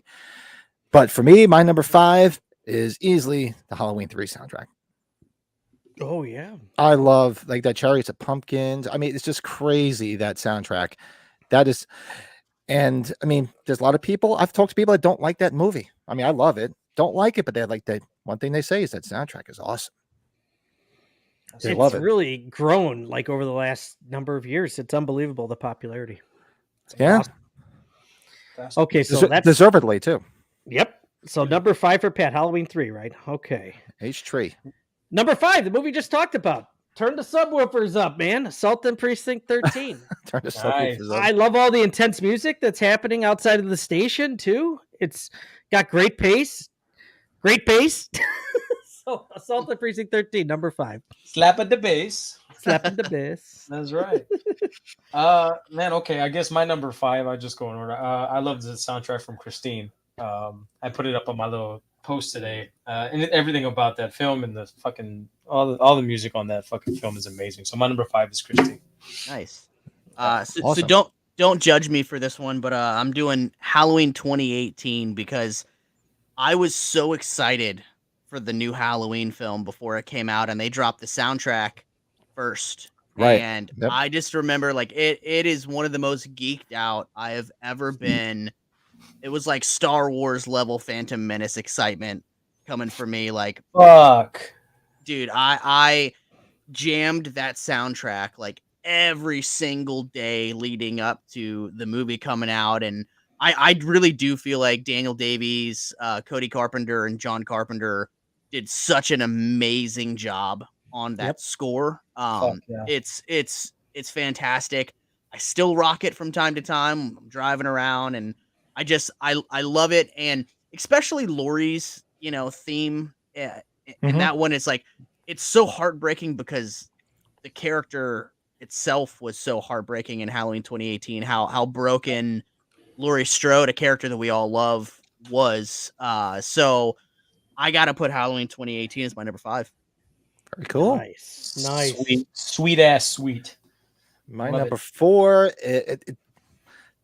I'm looking at my list. I'm like, man, there was no way I could put this on. I put that on. It's just so freaking hard. That's why top 5s are a lot harder than top 10s. But my number 4, I just absolutely love the soundtrack and the movie itself. But for me, number 4 is The Fog. Hell yeah. Oh, yeah. I love that opening intro. Oh, it's just crazy shit. I just love that whole soundtrack. Wow. I had to go back when I did my top 5 here, ranking them. I was like, this almost is like ranking the movies. Like, Yeah. Yeah. I'm almost spot on to it. So my number 4, a lot has to do with the main character and just the concept of the movie is They Live. I love They Live to death. Wrestling's a big part of my fandom, so Roddy Piper is such a big thing, and the music is just so well paced with everything going on in the movie. It just it picks up at the scenes where it's supposed to. They Live, number 4. Can't beat it. Very That's cool. kills, man. So this is probably going to be a shocker, probably not, but Ghost of Mars, Get Out. so it's funny that you were talking about, going to see, was it James Wong in Austin or whatever? Yeah. But part 4, number 4 for me is Big Trouble in Little China, man. That soundtrack, I remember growing up and that fucking, I can remember all the different sounds from all the different parts of that movie, man. Just like, it's ingrained in my brain and I love that movie so much. So number 4 is for me. I know we're strapped for time, but I got number 4. Big Trouble in Little China. Dude, that soundtrack just like really grooves too. It's like, Yes. Yep. Like, dude, so good. it's so Like good. the fight scene, the epic fight scene during the wedding, dude. The all that, dude. Oh my god, So good. My boss, that's his favorite movie, and whenever we have a sales meeting, he always comes in last and he goes, "Relax, I'm here." So he's always pulling. I saw you, bro. When I was in the Navy, bro, and we used to give out we used to do that. I saw you did that in the Kurt Russell photo. I saw you do that, bro, and I was like, are we best friends? Yeah. Are we best friends? Like, I fucking saw that. I was like, bro, this is fucking amazing. What's bro. funny is that I've wanted to do that pose with him every single time I've met him, but I always end up so enamored with him that it's not even a thought in my mind. And again, this time I was like, man, this could feasibly be the last time I get to spend any time with him. So I was like, I have to remember to do it. And I'm just fucking glad that I did, man. I'm gonna do the same thing in my picture with James Hong. I can't wait. And I might see you in Austin, my friend. Oh hell yeah, dude! I might see you in Austin, so I might actually meet you before I meet these two guys. Ah, cool, man. Hey, no fair. It's like on June 20th or something, right? Yeah, Like, yeah. Yeah. Dude, I can't wait, man. What's his name gonna be there too? I'm sorry. No, you're good. You're good. The other guy, Victor, one of the storms. Yeah, Victor something. He was God. He was in The Golden Child. Yeah, wasn't he? Yeah. So sorry about that, man. Sorry. Oh no, you're good, man. I wish Dennis Dunn would do something. Oh, that would be fucking killer. That would be killer, bro. He realistically, he was the hero in Big Trouble Little China, which is Kurt Russell's like front and center on the poster, but it's like, dude, Dennis Dunn's character was absolutely the hero of the movie. He was the one that always. I remember I learned from him balance. Mm-hmm. It was always about balance between good and bad energies. Yep. Oh my god, bro, we can get deep on that shit. Oh, dude, I love it. I love it. My number 4 is Escape from New York. Like, yes. Nice. That soundtrack just kicks ass, man. I listen to most of John Carpenter's scores while driving around, like consistently, and this is one that I put on a lot, and I just really vibe to. So number 4, Escape from New York. And I'm going to echo you because my number 3 is Escape from New York. Yeah, I'm the same thing. Because sometimes my wife will get in my car and she'll just like turn it on and like I'll have like the thumb drive in and she'll hear something and it'll be like, seriously, you listen to movie soundtracks again? I said, of course I am. Yeah. Don't you know me? Yeah. Yeah. That's so awesome. I listen to it all the time. I just love that the soundtrack. Hell yeah. So that's my number 3. Sexy. My number 3 is The Fog. There's no doubt about it. Just how can you go wrong with everything in a good ghost story, good themes? I'm trying to think what else I can really say about it. Sorry, lost for words here. Seriously, yeah, man, I was thinking about the Escape from New York when you brought it because that's coming up, but yeah, spoiler alert. But no, The Fog. I just love. I always think about the theme, especially with the last scene you see with Hal Holbrook, Father Malone, just whoosh, and then it goes right to that theme. It's it just hits. And yeah, same thing here. I can turn on. What was it before? Like when they came out, when Carpenter came out with his themes again, the white covered one. Is it just called John Carpenter Themes? I forgot which. So. Yeah, anthology. It's anthology. Yeah, anthology. Yeah. Like the versions he has for Escape from New York and The Fog on that, for some reason they stick out to me more than they did in the regular versions. I don't know what it is. Yeah, because I think he just remixed them and they just come out so much bolder, especially the Escape from New York. It's just like wow. Yeah. I just wanted to highlight Holland because he's going to bed because it's ridiculously late there. So he's got Assault on VHS in the early 80s. Also the in the slipcase too. Oh, damn. Shit. Wow, that's the Halloween school there. 78 media VHS. Yeah, everybody's I'm glad I got mine when I did years ago because those things are just getting stupid expensive now. And he's going to bed. So cool. Awesome. Colin, so we'll be in touch during the week. I'll send you the link and he's going to be sitting in with us next Sunday night. Nice. Good night, Colin. Thanks, bud. Oh, yeah. My wife, she'll get in the car and she'll be like, what the hell are you listening to now? If it's not like a podcast, it's like a soundtrack or something. She's just like, Pat, it's either John Carpenter or Rocky soundtracks at this in this car. I don't have to. Nothing wrong with that, guys. Yep. Did you go at number 3? Oh yeah, sorry. Yeah, that was The Fog. The Fog. So Joe, you're set for number 3, bud. Number 3, I'm gonna keep it fast. Is Halloween 2018. And I wanted to highlight one. The Shape hunts Allison. Yeah. When that kicks in, bro, fucking goosebumps, hair stands up on the back of my neck. That kind of sums it up for me how great that is, man. So that's my number 3, 2018. Heck yeah. My number 3 is The Fog. I love this movie. I love everything about this movie. The score is as haunting as the imagery that we get from Carpenter and company. So number 3, The Fog. Sexy. And yes, I put this high up on my list. I'm echoing Joe. 2018, when Carpenter came out, 2018. It's I couldn't put it down. I just could constantly listen to it. To this day, I'll still put it in there. And I can honestly say in the last couple of years, since 2018, that's probably the Carpenter soundtrack I probably listened to the most, even over Halloween. Well, and a shout out, the extended version's good too. And the extended version's got a lot of great shit on it. It's just, because I was a little nervous because you built yourself up because you're like, wow, Carpenter's going to come back and do the score. So you always have that in the back of your mind, like, oh God, what if it sucks? Because you're building this up so big that he's actually coming back and doing the score. And holy shit, did he friggin' knock it out of the park? Oh, he did big time. Just some great stuff. Here I was thinking I was gonna get shit for having it be my number 5. I love that it's high up there for you guys, man. That's great. I love it. It's a great score, man. It's a great score. It's good stuff. Number 2, Escape from New York. I had a little funny story about it. My buddy Dan, I play softball on Thursdays, and he's like, if you show up to the parking lot late, you got to blast a song from a soundtrack. So I put the Duke Arrives. Certain Duke Arrives. People are looking at me like, what the fuck's wrong with this guy? But every track, and that's so good.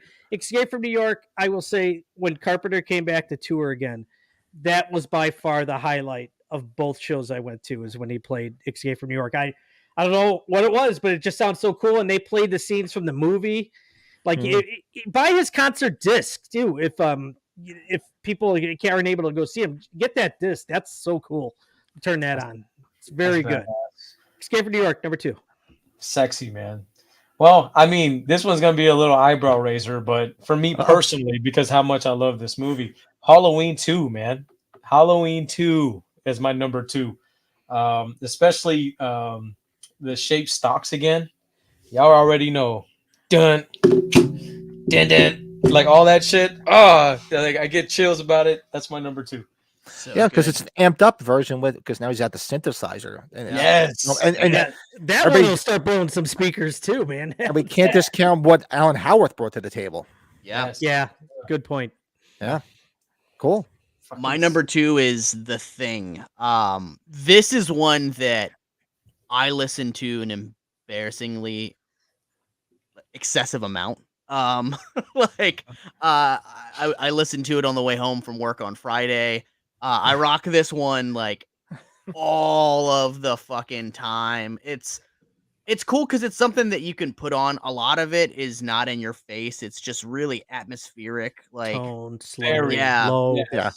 I mean, boom, boom, boom, boom. Like it's just so great, man. And I really love the main theme from it. The one that, when the film ends, it hits. Yes. It's, dude, I don't know, man. It's super comforting for me, and like it's like soothing. The soundtrack, yeah, comfort food for you. It really is, man. And like The Thing is just like, I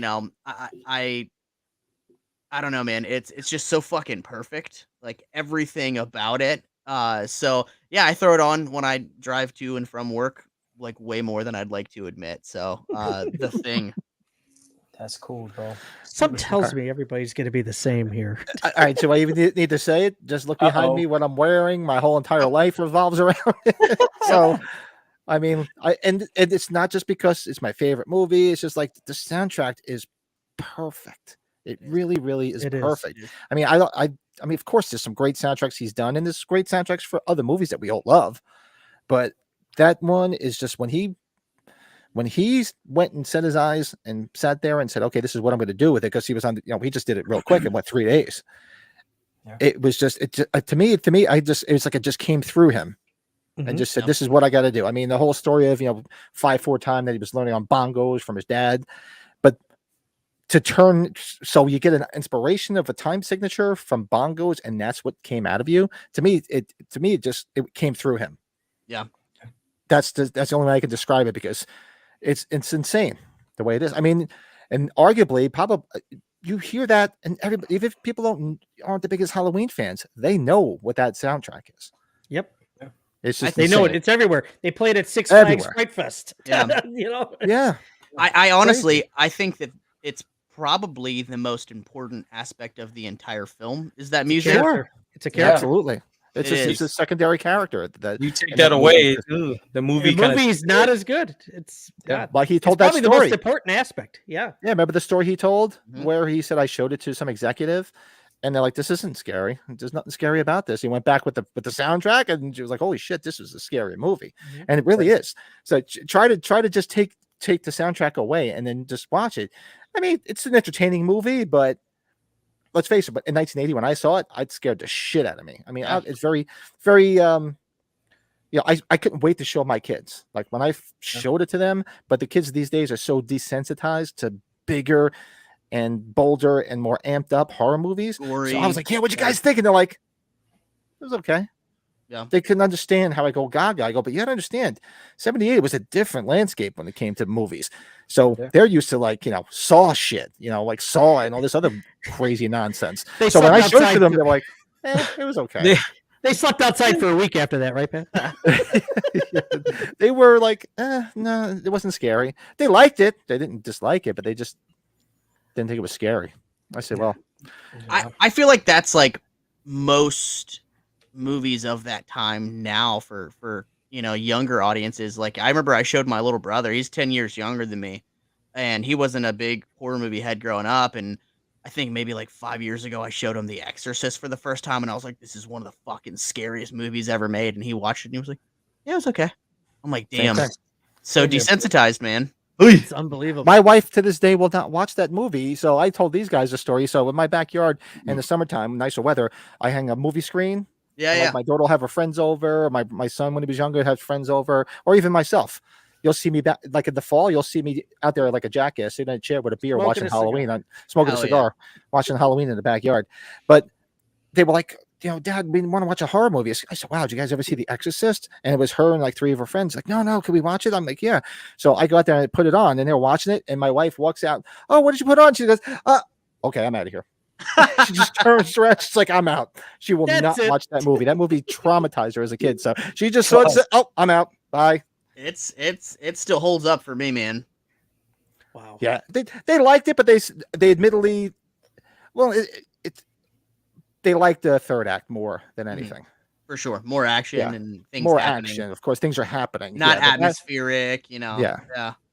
They're like the beginning part. They're like, it's kind of boring with it. Well, it's just trying to tell you the whole why this is happening, but. Yeah, obviously everybody knows the third act is the best part anyway. So we'll see how David Gordon Green, our Halloween director, does with the new Exorcist. Man, I'm curious. Fingers crossed, man. Fingers crossed. Yeah. Well, did anybody will pick it apart? Well, did anybody not have Halloween at number 1? Just Halloween. We have Halloween. I was just curious in case somebody was like, I had to do something different. I echo it, but I think what's most important too is that 20th anniversary CD with the dialogue in it. Oh, yes. The way to fucking go. Yeah. The Loomis dialogue. To me, that's the way to listen to it. But to each his own. Yeah. because you're hearing it and you're visualizing the whole movie as you like when I'm driving and I put that 100%. On, I'm visualizing the movie. It's just. I'm surprised they didn't put that on vinyl like that, did they? None of them. Yeah, I know. I'm surprised. Yeah. That's so. Did I tell you guys that I got to go into Michael Myers' bedroom? What? Yeah. So fun fact. I don't even know if I'm supposed to be saying this, but I'm gonna say it anyways. So Michael Dougherty, director of Trick or Treat and all that good stuff, Krampus. So that house is now like for office buildings. Like you can rent an office there. Was it like a chiropractor for a while? I think it was. Yeah. So he at one point, I don't know if he still does, but at one point he was renting. So fun fact, like Judith and Michael's bedroom was like conjoining. Like you had to walk through one bedroom to get to the other. So he rents those rooms, or he did at one point. So a friend of mine was cool with him, and basically I was in LA for the John Carpenter comic book signing. This was 2 years ago, and so I was like, dude, let's drive over to the Myers house and get some pictures. And so we were there, and I texted my buddy that's like friends with him, and I was like, dude, I'm here. Like, do you think Michael is here? And he was like, I'll text him and see, but like sometimes it takes him weeks to respond back, so I don't know. Long story short is Michael Dougherty had texted and was like, I'm gonna be there in 10 minutes, and like I'm happy to like bring your buddy inside real quick. So like me and my other friend, like, dude, Michael Dougherty shows up. He's got this massive like I think it was like a Rottweiler it was with him, his dog, and he was like, oh yeah, guys, come on in. So like he was like, the only thing that I ask is you can't like I've got like production material for movies that I'm working on in the area that I'm taking you. So like, unfortunately, you can't take pictures, but you know, you're more than welcome to come in and check it out. So, dude, he brought us up the famous stairs, right? And I'm walking up, and I'm like, this is fucking insane. I'm going to Judith's room, and so we walk in, and it's like, dude, I got to be inside that room on October 30th because that was the date, and so. Like we got to hang out inside there for he was super cool. Probably hung out for like 10, 15 minutes and then kind of we're on our way. But it was surreal being in that room, being able to look out that window and shit too. That's dope. What's funny is my buddy Jason Smith, like 3 months later, he went to the Myers house. He was on a vacation and he proposed to his now wife in front of the house, and somebody in the house was wearing a Michael Myers mask and looking out Judith's window in the proposal pictures. Oh, that's awesome. So, oh no, I'm sorry. It was 3 months before I got to go into Judith's room with Michael. And so anyway, so basically when I was in there and I was like, dude, my buddy proposed to his chick outside and there was somebody in this window wearing a Myers mask. I was like, was that you? He goes, I remember that. That was 100% me. So I told my buddy Jason, I'm like, bro, Michael Dougherty is in your fucking proposal pictures, like in Judith's room wearing the Michael Myers mask. How wild is that? So that's fucking cool, dude. Fun little tidbit, man. That is badass. Yeah. You've gone where not many men have gone before. Dude, like I said, I'm just thankful that he was like, oh, I'll be there in 10 minutes. And I was like, holy shit. Like he was That's what it's fucking about, cool. man. That's what being a fan of all this shit is, those little moments in time that you get those opportunities because they come up whenever. You never know when that's just going to happen. Yeah. You never know. When you first go to that house, it's misleading because the house looks big. It's not as big as you think. Small. Too. Yeah. It's tiny. It's not deep. No. It's very tiny. It's not big for a 2-story house. No, not at all. Yeah. Not at all. That's where you got to put in that Michael Scott. That's what she said. Oh, God. Oh, yeah. Sorry, I had a rough day, so I'm a little bit slow today. That's what she said. Oh, this was fun, guys. This was good. This is great, man. I appreciate you guys having me on again, man. I could go for hours and hours and hours and talking about Carpenter, Kurt Russell, anything, man. You know, maybe before H45. How about that? Let's do it. Let's do it, man. Do another one. Yeah, absolutely. We'll do it before H45. We'll think of another topic. Are you getting there Friday or Thursday? When are you gonna get there? I'll probably get there late Friday. Late Friday? Yeah. All right, because I don't know about these fellas, but we're probably gonna be hanging out. Oh, cool, man. On Friday night doing some whatever crazy, stuff. So yeah, you're more than welcome, man. Oh, cool, man. Where are you staying? Are you staying at the Sheraton, Jeremy? I think he's got a friend, right? Yeah, one of my best friends, he lives in LA. So typically when I go out there, I crash with him, which is cool. Gotcha. Yeah. Oh yeah, man. Cool, guys. Yeah, it's gonna be a lot of fun, man. Good to see you again, bud. It's so before we let Always you go, pleasure. everybody go check out FredHeads. Hell yeah. You can check it out on Amazon. Make sure you get the physical copy, which I will be getting. I'm also dropping in the chat as we speak. Epic Film Guys on podcast, which is on YouTube. Go check it out. Very nice. A lot of good stuff on there. Yeah, cool, man. I appreciate it, guys. And like I said, it was a ton of fun, man. And I'd love to come back anytime you guys want a short Hobbit from Middle Earth. I will find my way to you. From Middle Earth. Hop on whenever you want, bud. You're a guy, guys. I appreciate you Take guys. care, Jeremy. Okay. I'll see you Take later. care, Jeremy. See you, man. Everybody. Bye. Later, man. Awesome. That was a lot of fun. He's a great guy. Yeah, I'm so glad that we connected with him.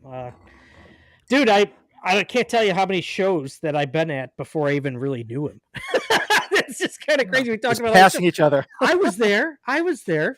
Like, shit. It's funny because like the people that he hangs out with, like that little circle of friends, I've ran into them at the conventions here countless times.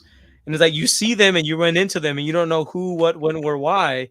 And then you realize that, dude, they're part of this group of people that created this documentary. I was like, it's pretty badass, man. They travel everywhere. They travel to all the cons everywhere, man. They're all over the place. It's pretty impressive. Pretty impressive. Yeah, I figure all our typical stuff that we usually do. I figured I knew we had to leave by 9:30, so I figured we'll just do all the other shite right now. I mean, we can do our quick beer review. We got some collectibles. We got some new stuff in our collections and all that other happy horse shite that we usually do. So everybody hang out. Oh yeah, solid guy. He was a great guy. That was a kick-ass pregame. If that is like the warm-up pregame, that was pretty badass. And go check out anybody that's still watching. Go check out on this channel. Brett, Jeremy, and myself. We did our top 10 Carpenter movies a couple months back, and it's on here. And that was a lot of fun. Yeah, we'll do some more Carpenter stuff with him. He's like a Carpenter head. And we didn't really hit his collector's show coming up. Maybe that'll be kind of the big thing next time. Oh shit, I forgot about that. Yeah, we'll have him. You know what? When he starts doing it more, we'll definitely bring him on. He's doing like a collector's show where he's going to places and meeting collectors and interviewing them and showcasing their collection and stuff like that. So yeah, if you're I forgot all about that. If he's on Facebook at Jeremy Todd. Yes. But, what's his Instagram? I should know what his Instagram is. I should know that by now. I don't know. So since I've already almost done with my first beer, we'll just do our quick beer review. And I had a crazy week. I had a crazy weekend. Like I said, I spent 4 hours in the blazing sun today playing the guitar, sweating my ass off with my band for our local music festival. So I was like, you know what? I didn't get any. Usually try to get something cool, some weird beer to try out, and I had no time. So I'm like, all right, what's left in the fridge? So I had some leftover. I had leftover beer from the last week's podcast, which was the Hartford Haze from the Log Tavern Brewery. So if you guys watched this last week, it's the same one from last week. That's beautiful, man. That local brewery. It really, it's absolutely amazing. And we were there Friday night. This Friday night, we were hanging out at the Log Tavern Brewery, having a couple beers. Me and my wife went to see the Bacon Brothers at a local theater here. And, he played, and they did Footloose. It was the encore. It was hysterical. So that's the beer I am having tonight. And I will say this about Kevin Bacon: it was funny as hell. I enjoyed the show. It was really good. Great musicians. I didn't know too much of his material. I only knew a few songs, but it was a lot of fun. So he was talking about writing this song about a Bronco that he used to have, and he's like, "All right, anybody who here's under 50?" And like 2 people raised their hand. And he's like, "All right, get the fuck out. They should have checked your ID at the door. What the fuck are you doing in here? Get the hell out." Because everybody was a lot older, like me. But it was hysterical. Awesome. Yeah, he was a lot of fun. So anybody, if the Bacon Brothers come around, go check them out. It was definitely a good show. Bacon. So that is my beer. Brady was drinking. Yes. Do we know what movie that is? I'm sure we do. Fuck yeah, Breakfast Club. Yeah. Yeah, that's a red ale from Church Street Brewing right near my office. It's, of all things, this brewery's been around for a handful of years, and it's been near my office all those years. And I never went to it until last week. How the hell's that happen? That song fucking immediately jumps in my head. Hey, hey, hey, hey. Don't you? It's fucking damn. Tears for Fears. That's right. I actually Simple Minds, right? Oh, Simple. Is it Simple Minds or Tears for Fears? I don't know. Somebody look it up. Help us out in the chat. I can't remember if it's Tears for Fears. And Joe's drinking the no alcohol Heineken. Joe's the responsible guy. Well, he has to be. Alcohol free, baby. Dude, those are good though, man. They're tasty. It tastes like a regular beer. It tastes like a regular beer. Lack the hangover. Dude, if I had something else to send you, I wasn't just going to send you a can of that Sierra Nevada. Dude, I still have some of those, but I was like, you know what? It was a hot ass day today here in Texas. It was same here. It was fucking brutal. And I thought, you know what? I can't wait to have a couple of cold drinks with the fellas tonight. I couldn't fucking do it, man. Because we went out to, I'll tell you, when we get into the collectibles, I will tell my story. So, this week, actually, I got this last week and I forgot to throw a picture up. So I don't know if you guys got this in FYE. Look at that Andre the Giant Michael Myers here. It looks like he's like this. He's like. So yeah, this was at FYE. I had to pick this up. What else did I get? Oh, this is. I think this is the latest issue of Scream, but it's got a real good article on Halloween too. That's the only reason I picked it up, and it's worth reading. That's I mean, beautiful, man. there's some cool other articles in here too, but yeah, it's a nice little article on H2. And what else did I have in here? Oh, this came this week. Oh, look at that! I This like is reading these. This is Not- This is an original Mexican Halloween 5 one sheet. A little. Michael está vivo, pero es veces están alertas. Thank God, Joe, you say it because I'd butcher it. Thank you. Oh, I love saying this because he always has like from French, German. I love it. La venganza de Michael Myers. The revenge of Michael. Isn't that awesome? Oh my I'm God. surprised it doesn't say Miguel Myers, to be honest with you. I know Miguel. So that is what I got this week. Yeah, this popped up, and I was like, "Ooh, this is kind of interesting. I like that." That is cool. That's as good shit. stuff. Oh my God.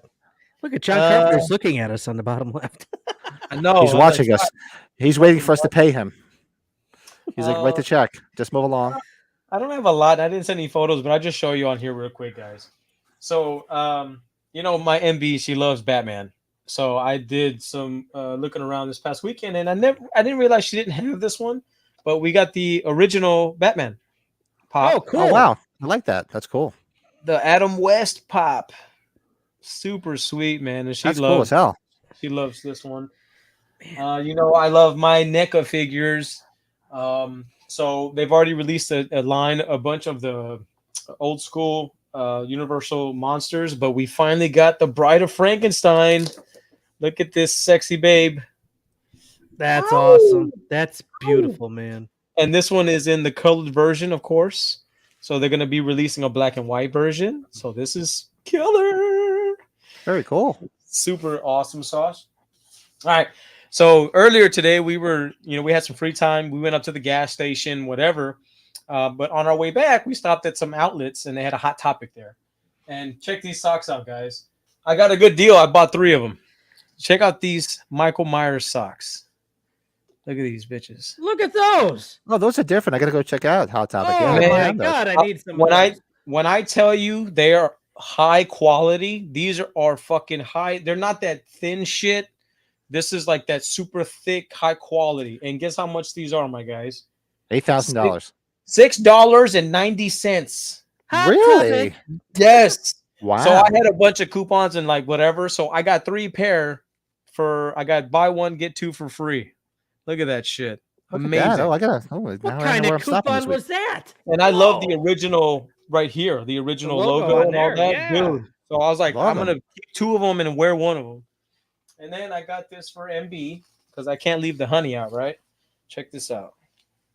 So That's a Oh, nice yeah. tank top. Look at Yeah, I that. saw that. Yeah, that's nice. yeah, you got Loomis in there, you got Lori in there, you got Mike, and you even got the quotes. That's what I loved about it the most is you got the quotes in there. Blank, pale, emotionless face, the blackest eyes. I think Hell yes. I think I got to get one for my lady too. Oh, If man. I think if you go on hottopic.com, they're selling them. So and they have like a 20 or 30% off right now. So you can order these online right now.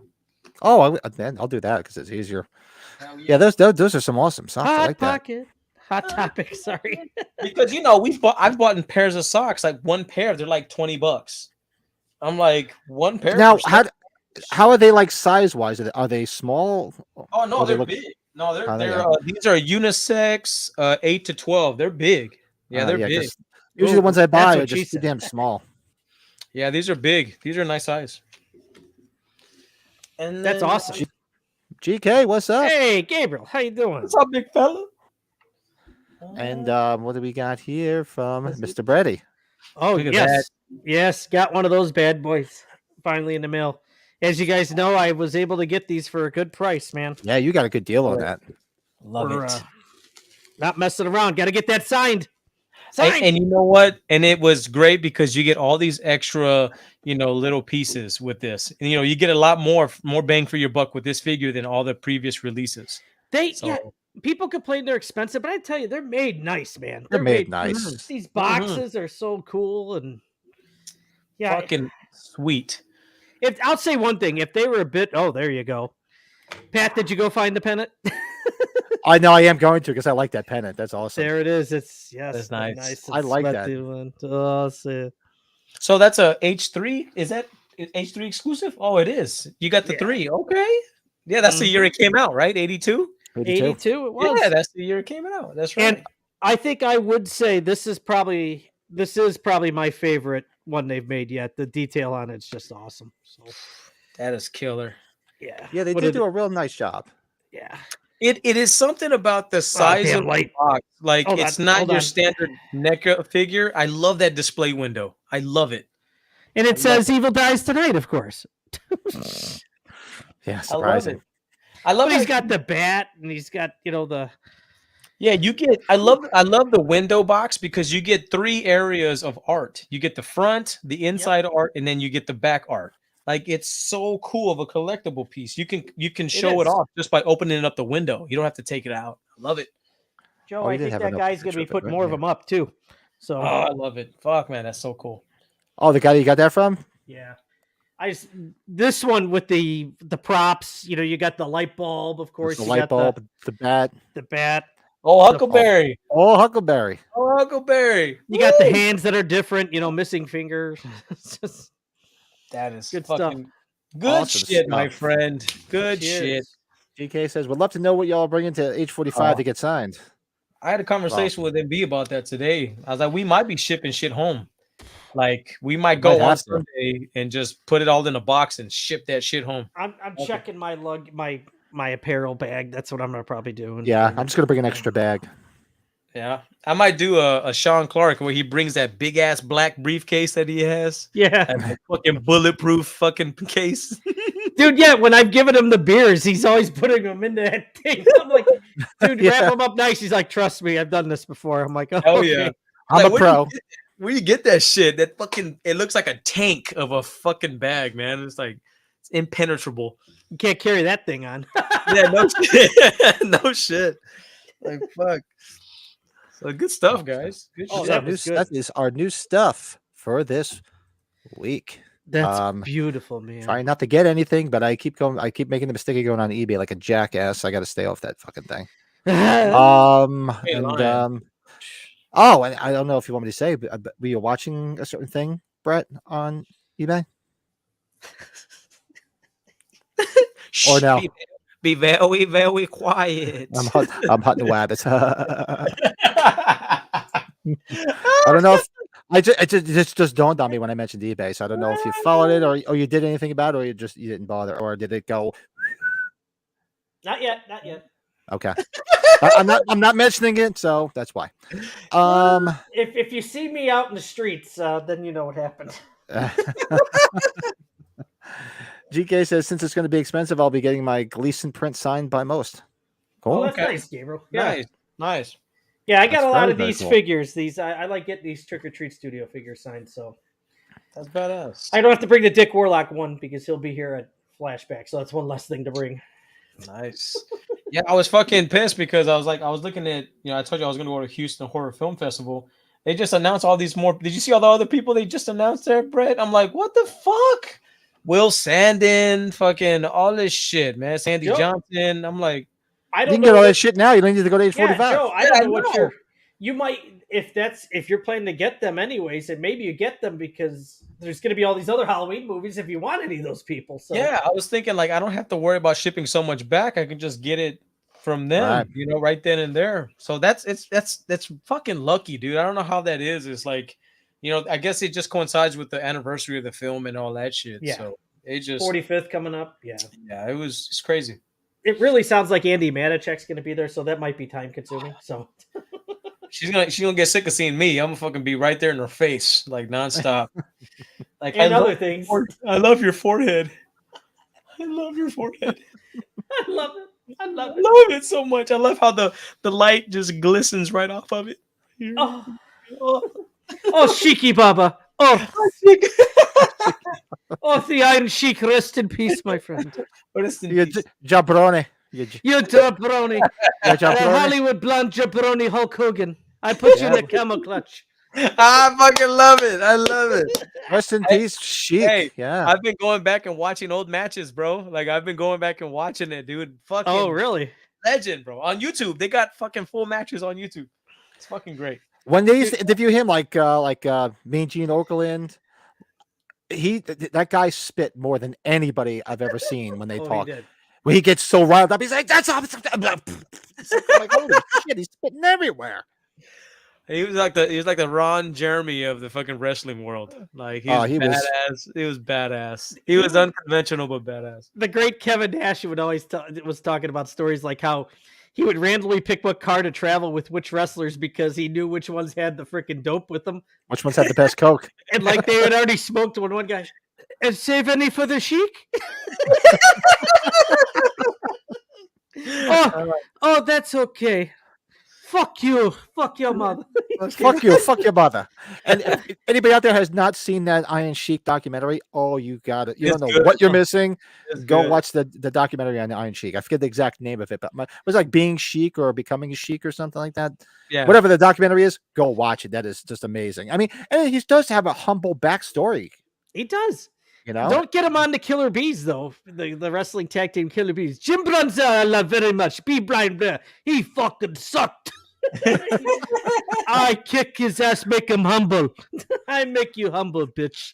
That is so great. Oh my god. Oh, I'm sorry. Now we got on the Iron Sheik, and God, Lisa's gonna come down here in a minute. She's like, "You're still talking Iron Sheik? It's been 5 days." Well, you're supposed to mourn. You're mourning still.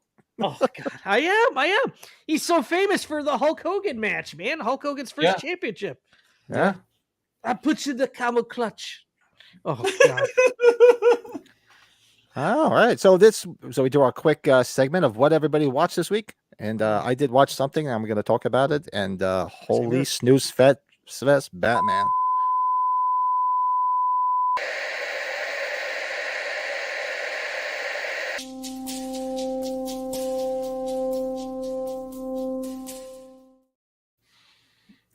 All right. So I did watch a few things. I obviously did rewatch Assault of Precinct 13. Amazing film. I've been still watching Growing Belushi. For those who haven't watched it, you want to watch something really, really funny, go watch Growing Belushi. It's awesome. I did watch H3 because since we're doing the H3 book club, I went back and watched H3 because it's just a fun watch. And go ahead. Did you see Frank Riker's new stand-up? Did you see that? No, I don't. They did. It's him grabbing what's her name's ass. You know when she's in her her nice negligee. Oh, is it? I got to check it out. I know they just did. You remember how he grabs her ass after she takes the blanket off? It's like he did a whole stand-up of that. Him grabbing. Oh, I got to check it out. I know they just did an episode, but I was still busy. I got to go. Maybe tonight I'll catch up on it. But I did get a chance to see The Boogeyman. Did you? Is it worth it? Is it? No, worth it? it's not. It's not. No. It's a kick in the yams, isn't it? The last 5 or 6 minutes of it was kind of cool. When it was like the real, like the final showdown with the Boogeyman, but the rest of it was a complete snooze fest. Sorry, guys. The movie makes you humble. Oh no. Yeah. And that basically, I'm hearing the same reviews from everybody that it was kind of boring. That's a damn shame. Yeah. So. Oh, real quick, I tell everybody, form your own opinion. But honestly, my advice is, once it starts streaming somewhere, watch it then and form your own opinion. I wouldn't spend the money on it. Damn it, man. Real quick, if you don't mind, guys. Yesterday I met the guy who played Miklo in Blood In, Blood Out, Damian Chapa. Oh, Bob by Honor with the arm. Yes. So look at this fucking signature with that big ass marker. Holy shit. Dude, it's a fucking marker like that fucking fat, bro. I was like, what do you use it? Baseball eyeshadow? Dude, seriously. Look at this bottom one. Damian Chapa, Miklo. And I was like, what the fuck? Dude, I was like, all right. Like the fucking jumbo Sharpie? Dude, it was a fucking big ass fucking Sharpie. One of those big ass markers we used to sniff as kids because it would give you a buzz. This shit. I was like, all right, fine, whatever. And then today we went to the gas station for this lovely lady right here, the one and only Ginger Lynn. Check it out. Ginger Lynn. Oh, I did see your picture. My God. Yeah, yes, I saw your picture. You guys got a real good picture there. She couldn't have been fucking nicer. I swear it. And we had a very interesting conversation, and her and MB hit it off. I was like, what the fuck is going on right now? I was like, like, honey, I'm glad you don't really know her background very well, but they were two peas in a fucking pod. Like they talked about the jewelry, like she makes jewelry and this and that. I was just like, she does art, she paints and stuff. Dude. To say meeting her was an absolute treat. She even told us a backstory about her when she did the scene for The Devil's Rejects, that she had torn her ACL about not too long before they needed her in the film. So that she was going to do a different scene, but then she called Rob Zombie and he wrote that scene. He had he created that scene for her to still be in the film. Yes. Nice. So the way she got on top of Sid was the first time she met him was they had the crew line up on either side of him and they had to carry her, kind of like the scene in Ends where they do with Michael. They had to carry her over and then they just plopped her on top of Sid's lap. That was the first time that she met Sid Haig. And she said, Sid was probably just like, yes, it's yes. And can we do that again? Hey, baby, can we do it again and again and again? So I was just so enamored. I was fucking stunned, and she was a sweet lady, man. So I would have asked Sid, did Sid get a stiffy? Because she would have known. Oh, dude. Or wouldn't have. It's like she was a big part of my childhood. Bro, she was legendary, bro. Legendary in the 80s. Legend. Damn. Yep. And now she does. She pals around all the time now with who's the other porn star from the 80s that I always liked? Christy Canyon. Oh yeah. Oh yeah. Damn. They're like best buddies, and they do all sorts of stuff together. Holy shit. Gosh. Yeah. And of course, that Turn the Page, the Metallica video. I remember watching that as a kid all the time. The X-rated version. Oh, so good. Get it. So sorry. That's what I watched. No. Oh yeah, the markers were the best. We used to get such a buzz from those things. Oh hell yeah. And like, were you sniffing markers again? No, they're fucking marks on your nose. Like yeah, I had a black on my nose. You should be like, Mr. Ring, put the cap back on. I wasn't doing anything. What are you doing with the freaking Hitler?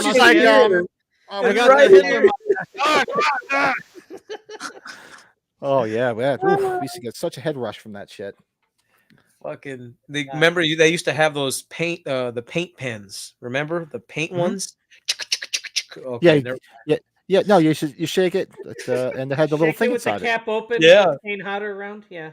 Yeah, I don't want to. I don't want to get too deep. That was when we were young. That's what she said. Yeah. Deeper. I can't go any deeper. Oh God. You dick. I've reached my limit. I can't. I can't. What did you watch, Brady? What did you watch, Brady? What did you watch, Brady? The Salt.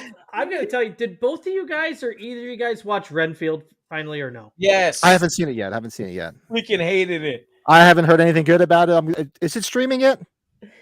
I'm gonna tell you. It's not a good movie at all. It's on Peacock now. Peacock? Yeah. Okay. Peacock. There you go. It's not a good movie at all, but if there's one scene that I will go back and watch a ton of times. And do you know which one it is, Pat or Joe? Which when one he's is flying in the air and the one dirty cop's like, that guy can fly? Yeah. They're watching him on the TV screen, right? Yes. That boy can fly? That and was it just cuts back to him. The whole story was just pointless. It didn't make sense to me. That movie was just I loved what's his name? Nicolas Cage as Dracula. He was great. I heard he was the best part of it. I heard. He's a good actor. He's the best part. Everything else was stupid. The whole storyline with the cop and all that shit, stupid. Fucking stupid. Could have did without it. Ass cheeks. Ass cheeks. The mob owns everybody. Everybody. Yeah. Everybody. It was so. I felt like it needed to be on a grander stage. Like the story needed to be bigger. It needed to be more, and it was really small. We might not have liked it, but it's got a lot of people liked it. It's not like it bombed or anything. It didn't do great, but it's got a little bit of a following. And IMDb gives it 6.5. I gotta give it about 4.5 Halloweenies. We got to come up with a name. If they're coming up with FredHeads, we got to come up with one for Michael. Maybe our star system will be Halloweenies, but we got to think of a name for Halloween fans. That's right. Yeah. Like there's Trekkies, right? You know, you got Trekkies. Let's see. The Boogie Manners. The Boogie Manners. The Boogies. The boogies. The boogies. The boogies. I'm going to Pasadena to hang out with all the boogies. Fuck yeah, bro. Boogie woogie, bitches. Gonna go get drunk with the boogies. Fuck yeah. I'm on that Atkins diet. That was a good one. I came with the Atkins diet. That was a good one. But what I watched, you. Oh, you. All I watched was you're good. Yes, you are. Yes, you are. No, I watched Hot Fuzz because I think somehow, some way we were talking about it, and I was like, you ain't never put your gun in the air and go from Point Break. So I had to go back and watch it again. So fucking Hot Fuzz. We were still watching Yellowstone. So we're like in season 3. So we're catching up on Yellowstone. Kevin Costner kicks ass. And then I watched the Arnold documentary today. So all 3 episodes. Each episode is an hour. So it's about 3 hours. So I watched it today.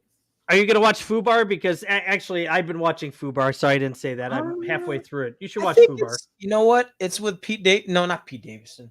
No, it's the Arnold show on Netflix. Yeah, it is that one. What is the one with Pete Davidson? Oh my gosh. It's like I forgot who was in it too, but they're the 2 that I want to watch. The one with Arnold, Fubar, and then this one with Pete Davidson. Fubar. Because what's his name does a cameo in it. The clown from Terrifier. Damien Leone. David Howard Thornton. David Howard Thornton does a cameo as the clown in this new show. That's on Peacock. That show. I know what you're talking about. Butt Kiss. There you go. Butt Kiss. Joe Pesci's in it too. That's right. That's what I was thinking. So I want to watch those 2. So I'll probably watch Fubar and then Butt Kiss or Butt Kiss, whatever it's called. Everybody's telling me about this show, Peaky Blinders. It's really good. Yeah, Peaky Blinders. I've heard. You guys watch it yet? I've seen some of Peaky Blinders. I heard it's really good. I haven't seen Peaky Blinders. Yeah, everybody's telling me, you gotta check it out. It's really good. So jump it on it. Yeah, jump it on it. That is what we're watching. Did you watch Did you guys watch? Sorry, did you watch the trailer for that new Emma Stone movie, Poor Things, where she's kind of like a made up like robot? No. I didn't even see it. I want to see the new fucking Jennifer Lawrence movie where she's getting paid to go. That looks funny as hell. We're talking about that. Yeah, we're talking about that the other night. I fucking love me some J-Law, man. Fuck me. I love Jennifer Lawrence. Sheesh. I could watch. When is that coming out? Is that coming out this week? It should be soon. I love that movie, Silver Linings Playbook. I love. Bradley Cooper. Awesome Robert De Niro kicks ass. He's a father that's addicted to fucking gambling and his fucking Eagles. And with the curses and shit. Yeah, like he's got that OCD.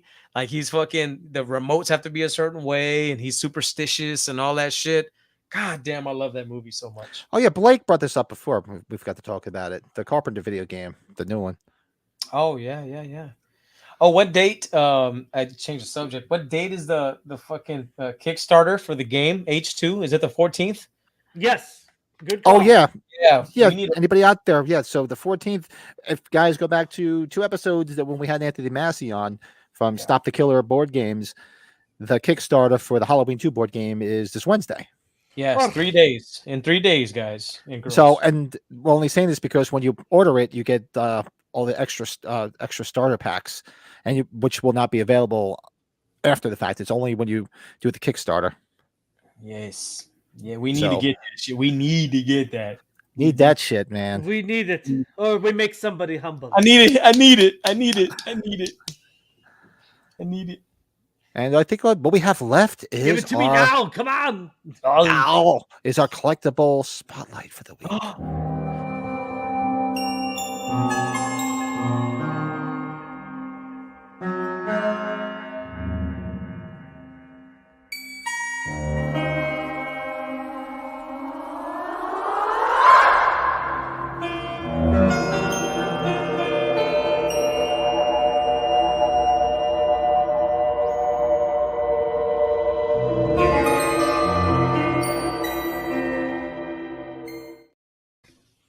So tell everybody, if you ever wonder what the other side of this room looks like, just watch that intro. Oh, that's awesome. You're fucking champ, heavyweight champ. The champ, Rocky Balboa. Fucking love it. You're the champ. Love it, bro. Woo! Okay. Please take hell yes, take my money. Yes. Ryan, we might have to make this part of the show. Ryan's throwing one out there. The Mike and Dykes. Oh, Mike and Dyke. hold on. Oh yeah, Rob. Exactly. We were right there with when he's showing us that stuff in that episode. We're like, just take our. I'm like, just here, take my credit card now. Or is it like was it Peter Griffin in American in Family Guy when he gets the pajamas with the ass flap? Here is my checkbook. Just put any amount on there. Now, I need this. Stupid. I'll go first because I didn't send a picture. And come on. So Send a picture. I think you guys love this series, and I don't buy a lot of physical media. I didn't because I've bought it in the past, and then other people have got to keep it. Mm-hmm. So I just kind of gave up on it because I've been losing it so fucking much. But this one, I saw this, I had to buy it. This is the Blu-ray digital bobblehead version of Ash versus the Evil Dead. Oh wow, That's cool. So you even have little bobblehead Ash in there. Look at that. That's really cool. I love this series. I'm sure you guys have seen it. That was a great show. Fucking amazing. I wish they made more of it. Right when it was they went the Mad Max style. I was like, oh man. Yeah, and it's still in the plastic. It's a Best Buy exclusive with the bobblehead and stuff. And I cherish this. I'm never gonna open it, but it's just something I thought was real cool. What about $50? I think it was 50 when I bought it. Yeah, they're going for like 200 now online. Get the fuck out of here! Get out of here! How we might have to do that one too, Pat. You might have to get that one. Get the fuck out of here! Get out of here. Is that recent that came out, or how old is that? It's been a little bit. I've had it. Just in curious, my what year it for came a out? little bit. Yeah, I've Yeah, had a it couple for of years. while. Yeah, for a little bit. I don't know. It's been a while since we lived over there. About a year and a half, maybe 2 years. Ah. Yeah. So I was trying to think of something interesting. So I went to the corner, and I'm going old school Paper Magic Group, early Myers collectibles, and this is a hanging Michael Myers. Hey, what's wrong? Is he got like a fucked up eye? Is that just the way it's shot? Let's see. I know I took some closer up photos. So there's a string. So basically, it's like one of those things that hangs, and it's like a rubber band, and it can just bounce up and down. We buy those at Spirit every year, like the ghosts. You know, they got the little ball, and right. we just dude, that's cool. That fucking guy. He looks angry. Looks like he's got dirt in his nose. Look at that fucking guy. Total major league. Look at this fucking guy. It's like he's been snorting pencil lead. And there's the Paper Magic Group. Oh, PMG. That's the company that made those the bags, Pat. Remember we were talking about that a while back? Yeah. Luminary bags. Same company. Luminaries. Yep. That's that'd probably be one of my that'd be one of my collectible spotlights one day too. Yeah, this is from what year is this? 2010. Dang, that's cool, man. The best is for adult use only. What are you gonna do with it? Don't be stupid. Don't be stupid. I have to. After we're done tonight, that's what I have to upload on here. I have to go get that clip. You gotta get the fuck out of here too. Get the fuck out of here. And that's when Beverly Hills. Get the fuck out of here. Yeah. That's I think 2010. So that's old. 13 years ago. I love shit like that, man. That's cool. That's the shit they used to sell in Spencer's. All the Paper Magic Group stuff was sold in Spencer's. That's where you had all those old figures too. Remember those statues were at Spencer's and Spencer's was the first one to put all that shit out. Yeah, and then I would come home with that shit. My mom and dad would look at me like, "Oh my god." Now my wife does it. We get that look when I get something. The wife is just like, yeah, like Pat was wandering around chasing dogs last night, so I was talking to Mrs. Pat last night. No shit. Yeah, so we're sitting outside. You guys get this shit in the mail. Oh yeah, she was going off about she's like, oh, you guys. I proved it like 2 years ago, and I had to tell her, and I'm like, listen, part of the time that's true, and it is true. I'm not It saying is it's true, always sure. true. Not always Part of true, it is of course. freaking true because when I got that Adrian Barbeau NECA figure in the mail, like I was wondering when the fuck it was ever going to come. I totally forgot, and I didn't get shipping information on. All of a sudden, it's at my doorstep. I'm like, what the fuck is this? What the fuck? Well, Get the fuck out of here! well, the freaking printed in blood book. That was like a 3-year pre-order. I forgot about it. Remember, it was like 2.5 years, I think, for that printed in blood book. So yeah, so she was going. So we have these 2 new puppies that are like having 2 newborns. They're just completely out of control. Like before, I heard them. They were racing around upstairs because the hardwood floor. You can hear them. They just get like the zoomies at night. They just start freaking whipping around the room and beating the shit out of each other. So last night we're sitting outside and I'm chatting away with Brett, and I brought the puppies out because they wanted to come outside and see us. And then they're just like, I'm like, come here. They go that way. I'm like, no, over here. They go that way. They're just because you're trying to train them still. So I'm like, here, talk to Brett. Brett, talk to my wife. I gotta It's go. like Rocky chasing the chickens right on the ground. Here's yeah, I'm like this fat guy with this trying to go, son of a bitch, come here, come on. Yeah, and your wife's like, get him, go. Just like, oh shit. It was like listening to the Benny Hill music for a little bit.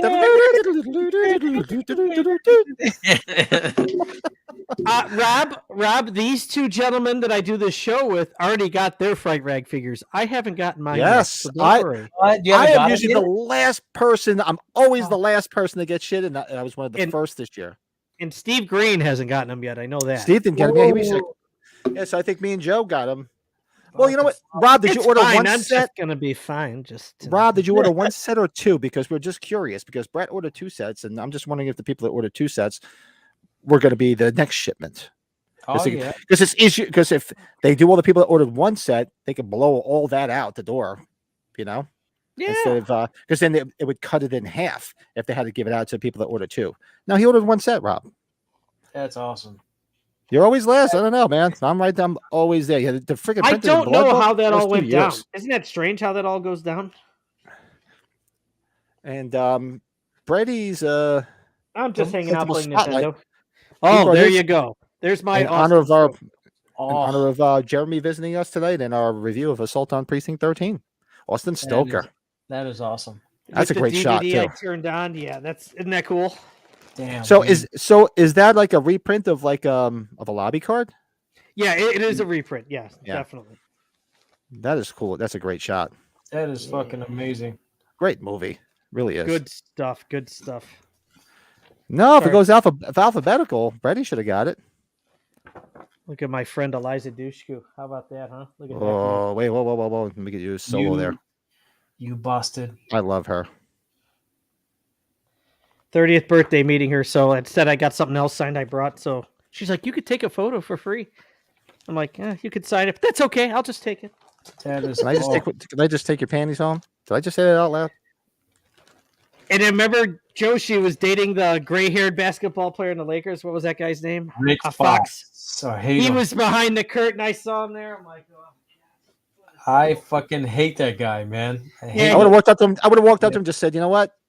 Good for you, and just kicked him right in the fucking shin. Yeah, I hate Rick Fox. He's so pretentious. Yeah. She hasn't done anything either. She got married to another older gentleman and had a baby, and she hasn't done anything. She's like out of acting. I don't know. I follow her on Twitter and Instagram though. Stalker. Don't worry, Lisa says at least she's a brunette. I'm like, oh jeez, Lisa. At least she's a brunette. Why? I didn't say that. Oh my god. I think that was when my wife was like going to town about blondes recently. I don't know. That was a long time ago, I should say. Not recently. Oh man, this barrel-aged stuff started to get me talking. I should shut up. Wait a second. We might have to extend the podcast. It's starting to kick in for Brady. Well, I can get it back then because I was pretty well lit chewing Brett's ear off last night. Well, I know one thing. If we're going a little bit here, I'm not going to fall asleep because that's usually what we've done in the past. Hey, that is true. That is true. Where is? Oh wait, let's see. I'll bring it out for those that haven't seen it. Is it still here? Yeah. Oh, this is when Brady did his badass video.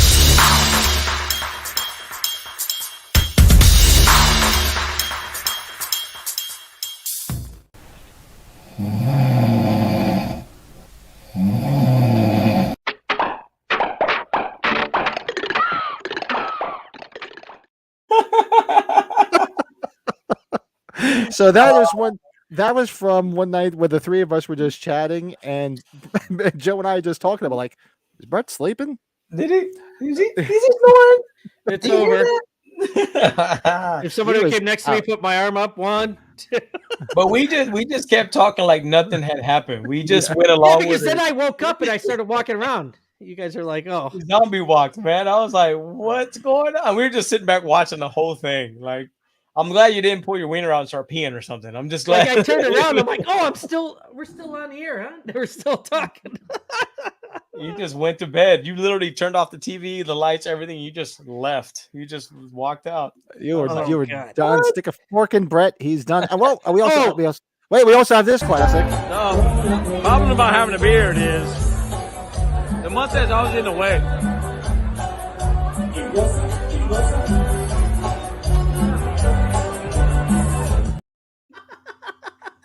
Bro, that is so bad. Do you see the difference? Like I look like, wow, that's crazy. That is crazy. Dude, the most random thing happened today too. I went to this graduation and my cousin she's got to be 55 now and she's recently divorced, and she at that late of an age, I know it's kind of crazy, but she bought a brand new supercharged Mini Cooper, right? Fully suited, everything. She loaded this whole thing up. I get inside one of these cars. I'm like, God damn, I'm getting fat or something. I can't get these cars anymore. They're like, little. No, let's go get this thing on full speed. These things can fly. I'm like, oh my God. Yeah. Anyway, that'd be like me trying to get in. I'd be like, fat guy in that little car. She's like, now I'm going to go really fast here, just so you know. These are made by BMW. I'm like, okay, sure. No, man, I'm terrified of those cars, man. They're little and they're fast and they're dangerous. They look like they're death traps, dude. Yes, dude. Kind of like the smart cars. You see one of those and you're like, dude, my lawnmower could beat the shit out of this car.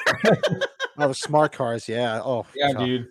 I don't know. Sorry, I got on that subject. You know, Brett's getting on a roll right now. He's a little. That's okay. It's all good in the hood. Was it over when the Germans bombed Pearl Harbor? Germans? Brett's on a roll. What's that from? What's that from? I should know that because I know it, and I can't think of it. Oh God! Come on, you guys don't know that? Was it over when the Germans bombed Pearl Harbor? Germans? It's a sports movie, isn't it? He's on a roll. Leave him. No. Oh no. He's on a roll. Leave him. Yeah. What is it?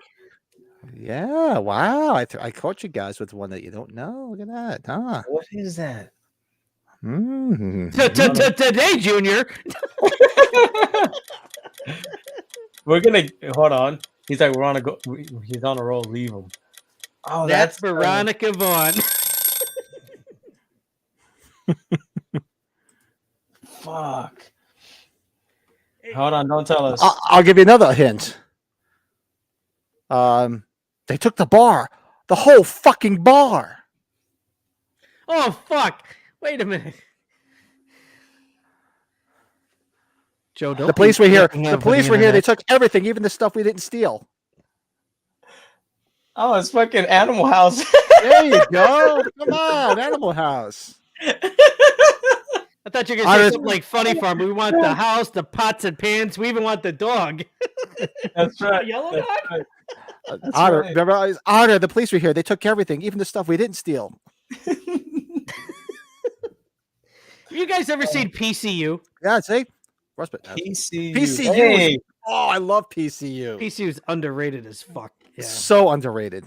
Frostbite, yeah. Yeah, I caught you guys off guard with the Animal House. Wow. I know most John Landis stuff, and that disappoints me. And it's funny because I just watched that not too long ago. So I'm like thinking. I seem to always have Toga stuck in my head. Toga. But then what got it was the last part you said. He's like, he's on a roll. That's when they're talking. That's when they're talking about it. That's when he's like trying to rile them up. And he's trying to rile them up. Yeah, that's right. Niedermeyer dead. Marmalade dead. I know from experience, dude. Sorry. Put Niedermeyer on it. He's a sneaky little shit, just like you. And speaking of Kevin Bacon, Kevin Bacon was in that film too. Kevin Bacon, that's right. I think I was telling Brett last night because I was starting to get a good buzz on doing the Bacon Brothers show. I wanted to rush the stage and go, "All is well. Calm down. All is well." That is. You remember that from the end of Animal House, and then the whole crowd runs over him, and then you see Kevin Bacon on the ground flat like this. Yeah, yeah. I wanted to run down and go, all is well. Calm down, all is well. It's just to see if you remember it. Isn't it crazy, guys, that we're already coming into the time where Spirit Halloween's gonna start opening, and like we're a couple months. Dreading it. We're like almost there, fellas. How are we supposed to save any money for fucking H45? I think we need to, and it's probably not going to happen, Joe. I think we need to pray that it's stuff that's already been out. But I'm hoping it is. I hope so. Yeah, but you know how it's going to be for financial reasons and space wise too. I can't fit anything else. And even talking to other people, and you even heard Sean Clark say it, there's going to be more merchandising exclusive than there's ever been. Yeah. So, it's probably good just to bring another bag, Pat. I'm sorry if you want to mail it. I told the wife. I said because we were every time I carve out some time and I start looking at flights, I get distracted. But this week I told her, I said we have to nail down the flight, and then I told her, I said, well, she's like, well, how many bags? Are you just going to check 2 bags? I said, no, 3. She's like, what do you need a 3rd bag for? And she's like. Then she's like, we're bringing home like a big doll of some sort. Yeah. So she's like, oh yeah, exactly. More dolls and more shit that you're gonna buy there. Yeah. You're like, of course, don't be stupid. Don't be stupid. Yeah. Get on there, man. Cause I know the flights they're only getting more expensive. Yeah. Joe, I think there's issues with oil, right? The Saudis or something. There's always issues with the oil. Something going on. We got our flight tickets already, but it's like, fuck, dude. Like, I just look at them for fun. I'm like, damn, this is expensive. Yeah, I got to get on it this week. What is your what's your time frames? Help me out. Oh fuck! Early Friday morning. You're getting in, okay? Getting in, and then we're leaving early Monday morning. I think early Monday. They just changed my itinerary. It was weird. Like I had booked some times, and they got adjusted, and they changed up the times. It was weird. Yeah, American changed our departure on Monday morning to like by 10 minutes because I'm Monday morning. It was like that's a direct flight, I assume, right? Rob, for $850. No, that's round trip for one. That's round trip. I just want to know if it's a direct flight though, if there's any stops. Oh, direct, yeah. Well, I the one that I got were both direct flights from here. I don't know, of course. You didn't do Burbank, did you, or you did? Fuck, I don't even know. No, LAX is you're gonna be cheaper. I know you gotta drive a little bit further, travel a little further, but I think but is that a direct flight, Rob, or do you have a layover somewhere? You have a stop? I'm just curious because I'm gonna start looking again tonight. I know I have a bunch of them saved on my computer, and I have to go back and just pull the trigger because we're going on Monday morning. I think I told Pat Joe, like I didn't direct. Okay. Yeah, he says direct. Yeah. I wanted to go to Burbank because it's only 20 minutes away, but it was just so much more expensive and the flights were so limited. So dude. That's why I didn't go to Burbank because I tried Burbank first and I looked at the prices and there was from what I saw, for me there was no direct flights. Which I could tolerate. It's not a big deal to get off and get on another plane. It's cool. At least I don't have a problem connecting. But the prices were just obscene. They were really, really high compared to LAX. I think that's where because a lot of the celebrities or whatnot go out of Burbank when they can. They'll go to LAX too, but but it's gonna be fun, man. It's gonna be really fun. And anybody out there watching now or after the fact, anybody going H45? Hit us up. We'll be out there. Yeah, you'll see Jeremy, who was on here today. Jeremy will be there too. Jeremy's going to be there. Probably Anthony Massey because he said he'd probably be going. So that was our guest from 2 weeks ago. And I know Colin's going to be with us next week, but Colin said he's not going to be able to go. Yeah, he can't go. And the Slaughtered Lamb guys, Darren and Frank will be there. They'll be there. A handful of people from their group. Yep. Yeah. So it's going to be a lot of fun. I can't wait. What is this? That's right. Rob did not get the VIP ticket. Yeah, because they sold out so quick. Rob, if you got real good, I told him about it. Yeah, the Darren and Frank already closed that out. I don't know because I told Rob. I said, go check out the Slaughtered Lamb. I said because they're giving a VIP ticket away for horror trivia. Oh wow, that's bad, man. That's one nice of them to do that shit, man. Super nice.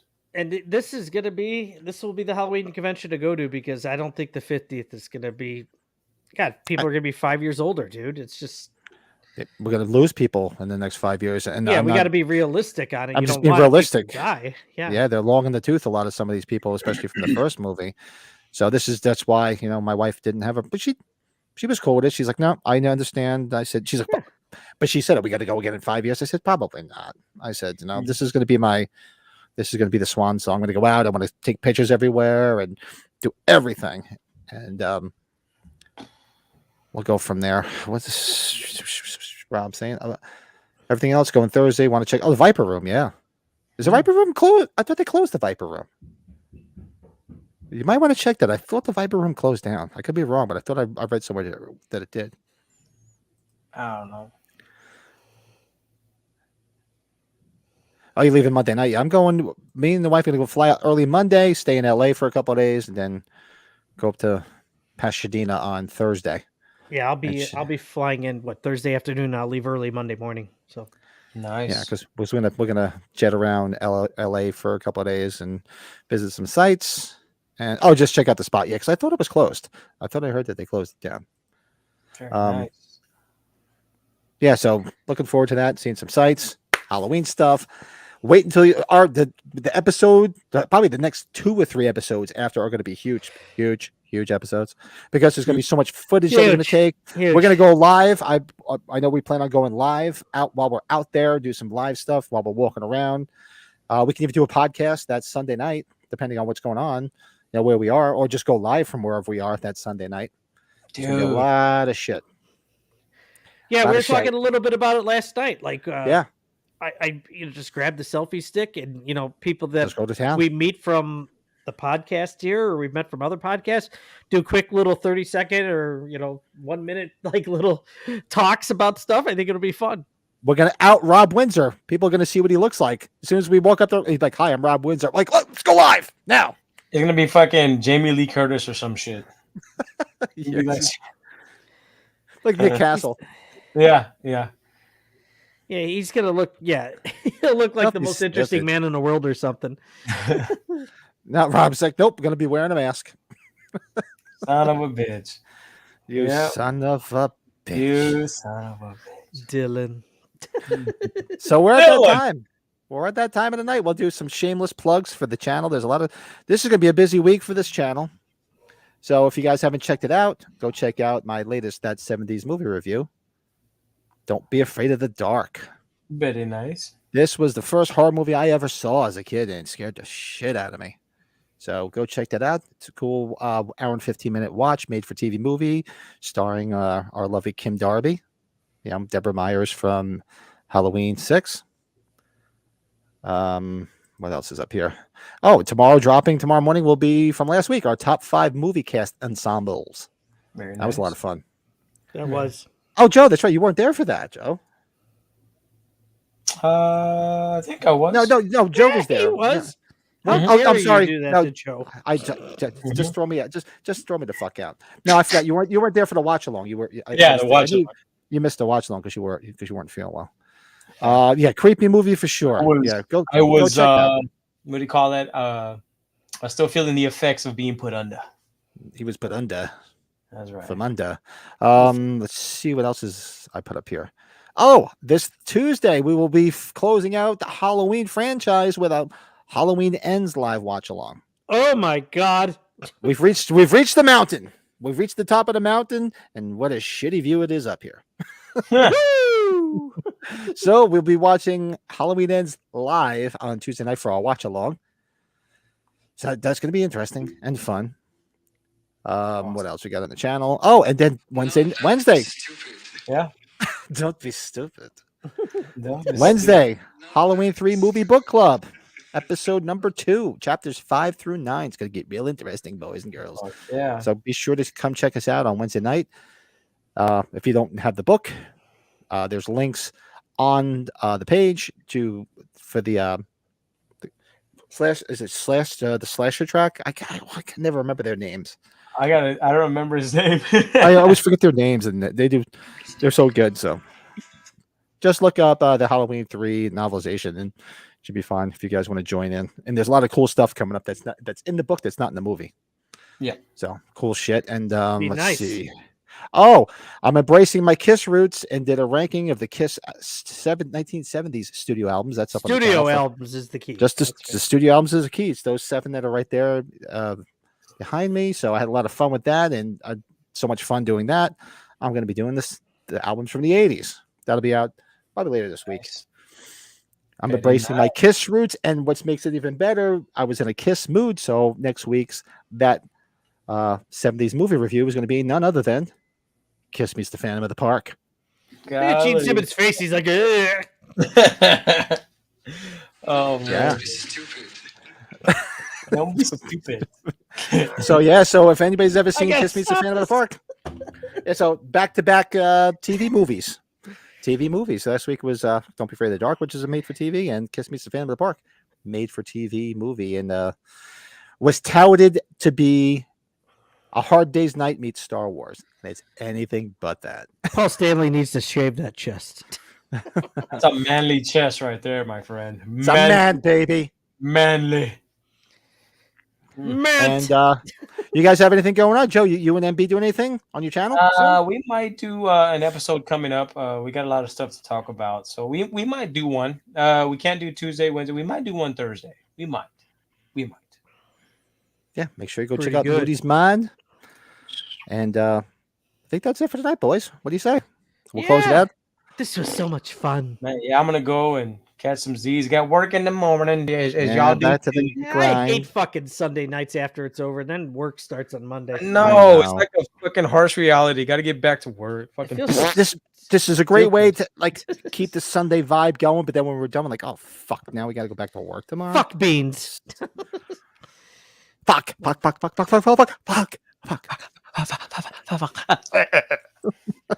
No, Jeremy, if he's gonna go back and watch, Thanks for jumping in, Rob. We thank him for coming on, and Yes. I'm so glad that Joe got to do a show with us too, because I knew he's just got all the same passions that us three have, and it was great that he got to come on, and hopefully, Joe, you get to go to that thing in Austin. That's something you might want to look up if Yeah, works go out. meet up with him. Yeah, it was something that, because the reason why I didn't bring it up or talk about it is because we got all these fucking conventions, man. Like I'm Right. trying to save for age 45. Like you got fucking Dallas, you got Houston, you got these little mini pop-ups that keep happening, and I'm just like, fuck. I was like, of course I'd like to meet him, but now I'm like, we have to go. Now we have to go. Like, Well, you know what I mean? Like, he's doing it because he's 94. God knows how many more he's going to be doing. yeah, So yeah, and Yeah. he's fucking Low Pan from fucking Big Trouble. Like you get him and one of the Storms to sign something. That's kind of Dude, mega. That's I kinda have. mega. That's the only figure I have left that I didn't sell, and it's not in great condition. I have the very first edition of the Big Trouble Little China figures that they came out with, and I have the Low Pan figure. It's beat up as shit. Oh my god! Yeah. If you send it to me, I can get him to sign it, bro. Let's see if I got the picture of it before we hang up. And he's actually in. I just forgot. I remembered this. You guys watched? Did you guys watch Tales from the Dark Side, the TV series? Yeah. Oh, I loved it. Do you remember the episode where he was in it? He was in. It was about the dirty laundry. He was running a that's laundry right. a laundry business, and what he would do is this one guy who was like a cutthroat guy in a corporation. So he was like cutthroat. He didn't give a shit about anybody, but he would have almost like remorse. Yeah. So what he did? So what? Why am I forgetting his name? Lopan. What's his real name? I'm drawing a blank on his name. James Hong. James Hong would run this dry cleaning. So he would take those memories, so to speak. Like he would wear these shirts and he'd do something evil, take the shirt off and put it in the laundry and then give it to him and he would clean the laundry and it was like wiping away the guilt. Oh no shit. Yeah, but it slowly Crazy. drives him crazy. Yeah, go check it out. It's a great episode. I can always remember him from fucking that episode of Seinfeld. Remember when Seinfeld, RDS4. Yeah, that's right. That's like, come on, legendary. And oh, look at Rob. It was a scorcher today, Rob, but it is going to be 100 and something degrees in a couple days. Fuck that. Oh yeah, today, but I'm in northeastern Pennsylvania and it was about close to 90 today. It was hot as hell. Man, What a you know it's hot when you stupid- got that sweat rolling down the crack of your ass. I was, my- and I was playing. So the best thing about playing guitar is, Ugh. with a beer belly, the guitar tends to hide it. But I'm sweating, and that's it. It's like rolling. It's like right down the crack of my ass. I'm like, son of a. I'm like, my wife's like, why were you shaking? I go, because it was a sweat was rolling right down the crack of my butt. Fucking swamp ass, Yeah, funky nut, everything. Oh, big time swamp ass. There it is.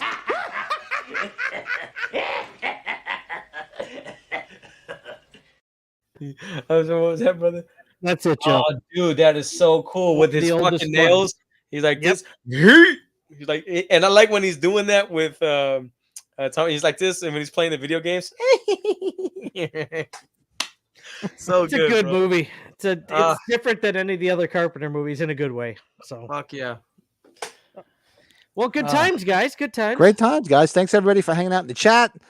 Anybody, make sure everybody likes, subscribes, all that happy horse shit. Go check out Joe's channel too. Go check out Moody's Mind. Everything is in the description of this video. Like, comment, give us a reach around, pick our nose, scratch my ass, all that fun shit. And we will be back on Tuesday night for a watch along of Halloween Ends. And I know most people are like, I don't want to watch it, but come, it'll be fun. Take my word for it. It'll be fun. It's going to be a fun watch. Just come along. Don't be stupid. Get your head out your ass. And come. Don't be stupid. Oh yeah, right. But Rob, hopefully Matt's doing a show. Matt doesn't know until the end, but yeah, it's good to always catch up with Rob. Yeah, let's see if Matt's doing a show tomorrow night. We'll be over there. Check out Matt Arts and Michael Myers Monday on Halloween Daily News. Don't mind me if I don't respond. It's usually because I freaking fall asleep. You also, real quick, you should get a clip of Scarface where he says, "Why don't you try sticking your head up your ass? See if it fits." I can do All that I too. got this word with me and my cojones. That's right. Like, fuck, dude. I love that shit. Oh, good shit. I'm ready to get down. Don't forget. Oh, this is all right, guys. Okay. We guys gonna hang for a second. We'll say a quick goodbye afterwards. Absolutely. And everybody, thanks for hanging out with us. Thanks to Jeremy for jumping on. Make sure you guys go check out the FredHeads documentary. It's on Amazon and it's going to be on Tubi. I think he said in like a week or two. So go give him some love, and we'll see you guys. Comment, subscribe, all that happy horse shit that we usually say. Don't cost nothing. Just hit that button. Do it. Do it. Do it now.